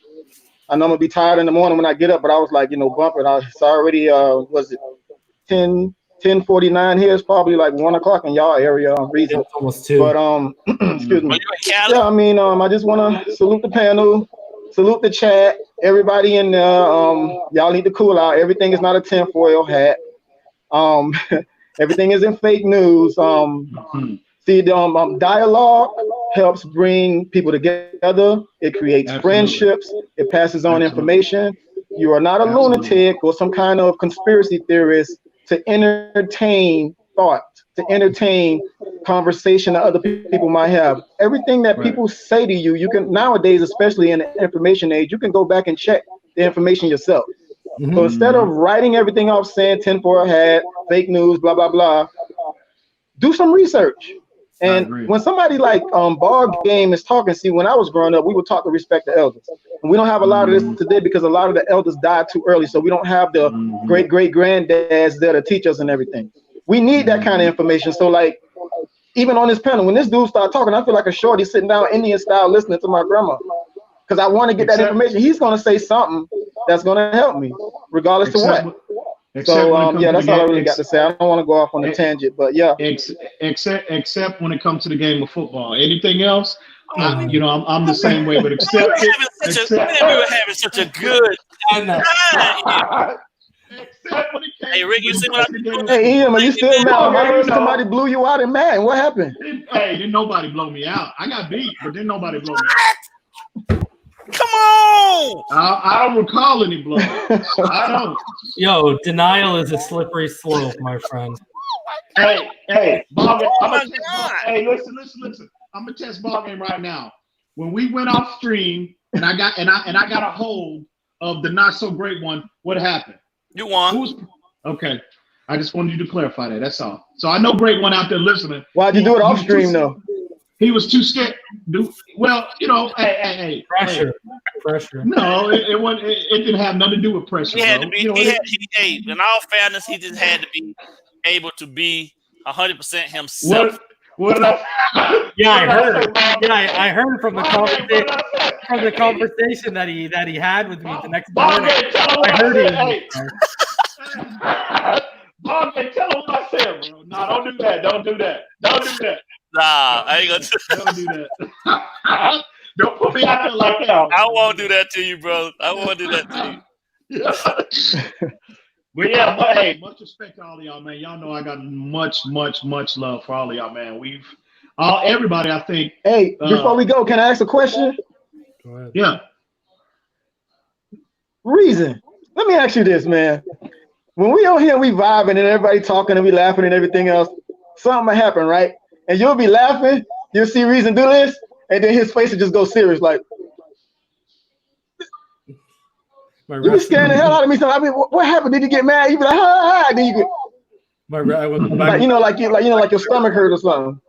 Bro, I go back to my resting face. Bro. You go back to the resting face, huh? Yeah, you like you're ready to break somebody's neck, man. My wife always says to me, "You never get excited. You never get happy." Like when we go to Orlando or whatever, taking the kid to like Disney World or whatever, she'll always be like, "Oh, you're not excited. You're not happy." And I'm one of those people where like I'm not excited or happy until the moment's happening, and then when the moment's over, I just go back to being normal. Even keel. Yeah, that's what I tell her all the time. I'm an even keel person, bro. Like that's just how I was built, man. I don't know. There's nothing wrong with it, man. No, it's all good. Yeah. So just quickly before we get out of here, guys, we got a $12.91 donation from Quint Riddle, and he says, "I wish I was on this show." And then we have another donation from Phinside. Hold on. Quint, get at me, homie, so I can get you ready, man. Oh yeah. No, he ain't ready. He got a lot of work to do, homie. A lot of work to do. And then we got Fake Spike donated $30. He said, "Great show, you guys rocked it tonight." So I think a lot of people, like even Infinite Trauma, he said, "Great conversation. I really needed this." So. And Rhino says, "Rick, trust me, most Canadians are like that." I guess so. To be honest with you, a lot of people are more chipper. I'm just not one of those. Never have been, man. I never met that's that Chris Benoit face. That's what that is. Okay, whoa. That Chris Benoit face. Yeah. The crippler. Yeah. Face crippler. Yeah. Yeah. I don't got enough Bibles in my house. He said, yeah. I don't got enough Bibles in my house to murder my family and leave one by each body. Okay, so hey, allegedly. Yo, here's the thing. I don't know. Again, going off topic. You know his wife Nancy, who was woman. She was woman. That was her name. Her sister has come out over the last year and started talking about it, and she did talk about. It is no allegedly. Like she saw the crime scene photos. She saw all of that, and like I was one of those people where it always sat wrong with me, but nah, man, this man killed his wife, and killed his kid, and it was one of those things. I think personally she was going to leave him, and they hit. It's a whole big rabbit hole when you actually look into it. Like they had such a volatile relationship, and over the last year they had started shutting off close friends and stuff like that. And whenever they would get it, apparently they'd get in really bad fights, like physical fights. Bro. And sorry, say again. Go ahead. Oh, they used to get into something, man. This is some real deal. They used to get into really physical fights. And there was a former wrestler. He was in the tag team called Public Enemy. They were in Extreme Championship Wrestling, and they're also in World Championship Wrestling. And the guy's name was Johnny Grunge. And apparently he was the mediator between the both of them. But he died of substance abuse 2 years before the suicide happened. And from everyone close to Chris Benoit, when these two would go at it and get really bad, both of them separately would go to Johnny Grunge to work out the problem. Problem was he was dead and no longer around. And a lot of people close to Nancy and Benoit said if Johnny Grunge was still alive, they would probably both still be alive. Wow. So you debunked that theory about Kevin Sullivan having something to do with that? No. He had nothing. I don't know, man. Kevin Sullivan was in some crazy stuff, bro. Yeah, but that was, first of all, that was back in like the 70s and the 80s. That's how we met woman, right? Because that was this whole gimmick, the whole devil thing, and the whole doom and stuff. But he's come out and said he's no longer a Satan worshiper anymore. But he was in. He's been interviewed about it. Like people have straight up asked him about it, and he wasn't even anywhere near that. And from what I understand, they weren't on talking terms, but they had settled that. Like Kevin had moved on. He was over it. If you do the math, it had been over 15 years since they had been married. Why are you going to wait that long? So, and Kevin Sullivan, buddy, his biggest gig was being a booker at WCW. He didn't have the bank to pull off something like that, bro. Kevin Sullivan don't have the bank, you know what I mean? So the weird thing to me was, and I don't know if y'all remember it, but you remember their deaths hit Wikipedia before the police even found them. Yeah. That's crazy. And it was from that kid. It was from that kid out of Connecticut who said he just guessed or whatever because Benoit had never missed a show. And guys, one of my best memories was in 1999 when the Air Canada Center opened. My sister drove me down to Toronto, went to the Air Canada Center, and WCW Mayhem happened. And it was the first WCW pay-per-view at Air Canada. Anyways, the main event, it was a world title tournament, and the main event was Bret Hart versus Chris Benoit for the WCW World Heavyweight Championship, and I was right at the entrance. So not only did I get to see that live, but I was standing right there. Their sweat was hitting me when they were coming through the curtains, man. So that Benoit thing, I had for years and years and years, I didn't believe. And then and then Nancy's sister came out with Jericho on Talk is Jericho about 6, 7, 8 months ago. And she went into she described like what the scene was and stuff like that. And yeah, yeah, man. And she went into I didn't want to. I never wanted to believe that because I was there was such a lot huge of times too, eh? Like he started thinking people were following him. So he was like taking other routes to the gym. Paranoia is a big dog. Bro. Yeah. Well, you know when they got into his brain, he had the brain of like an 80-something-year-old. Yeah. He had terrible CTE, right? Like worse CTEs than a lot of football players, and that's because his finishing maneuver was that diving head. Yeah. I didn't want to believe it. I didn't want to believe that. I was like you, Reason.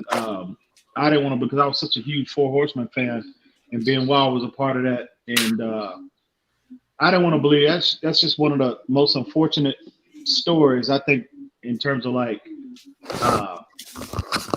athletes that I used to look up to. You know what that story overheard. That story did for me. What? It made me take a real hard look at society in general and relationships, because I'm gonna tell you right now, man. I've been to all 7 continents, and I've been to some places people can't even probably spell.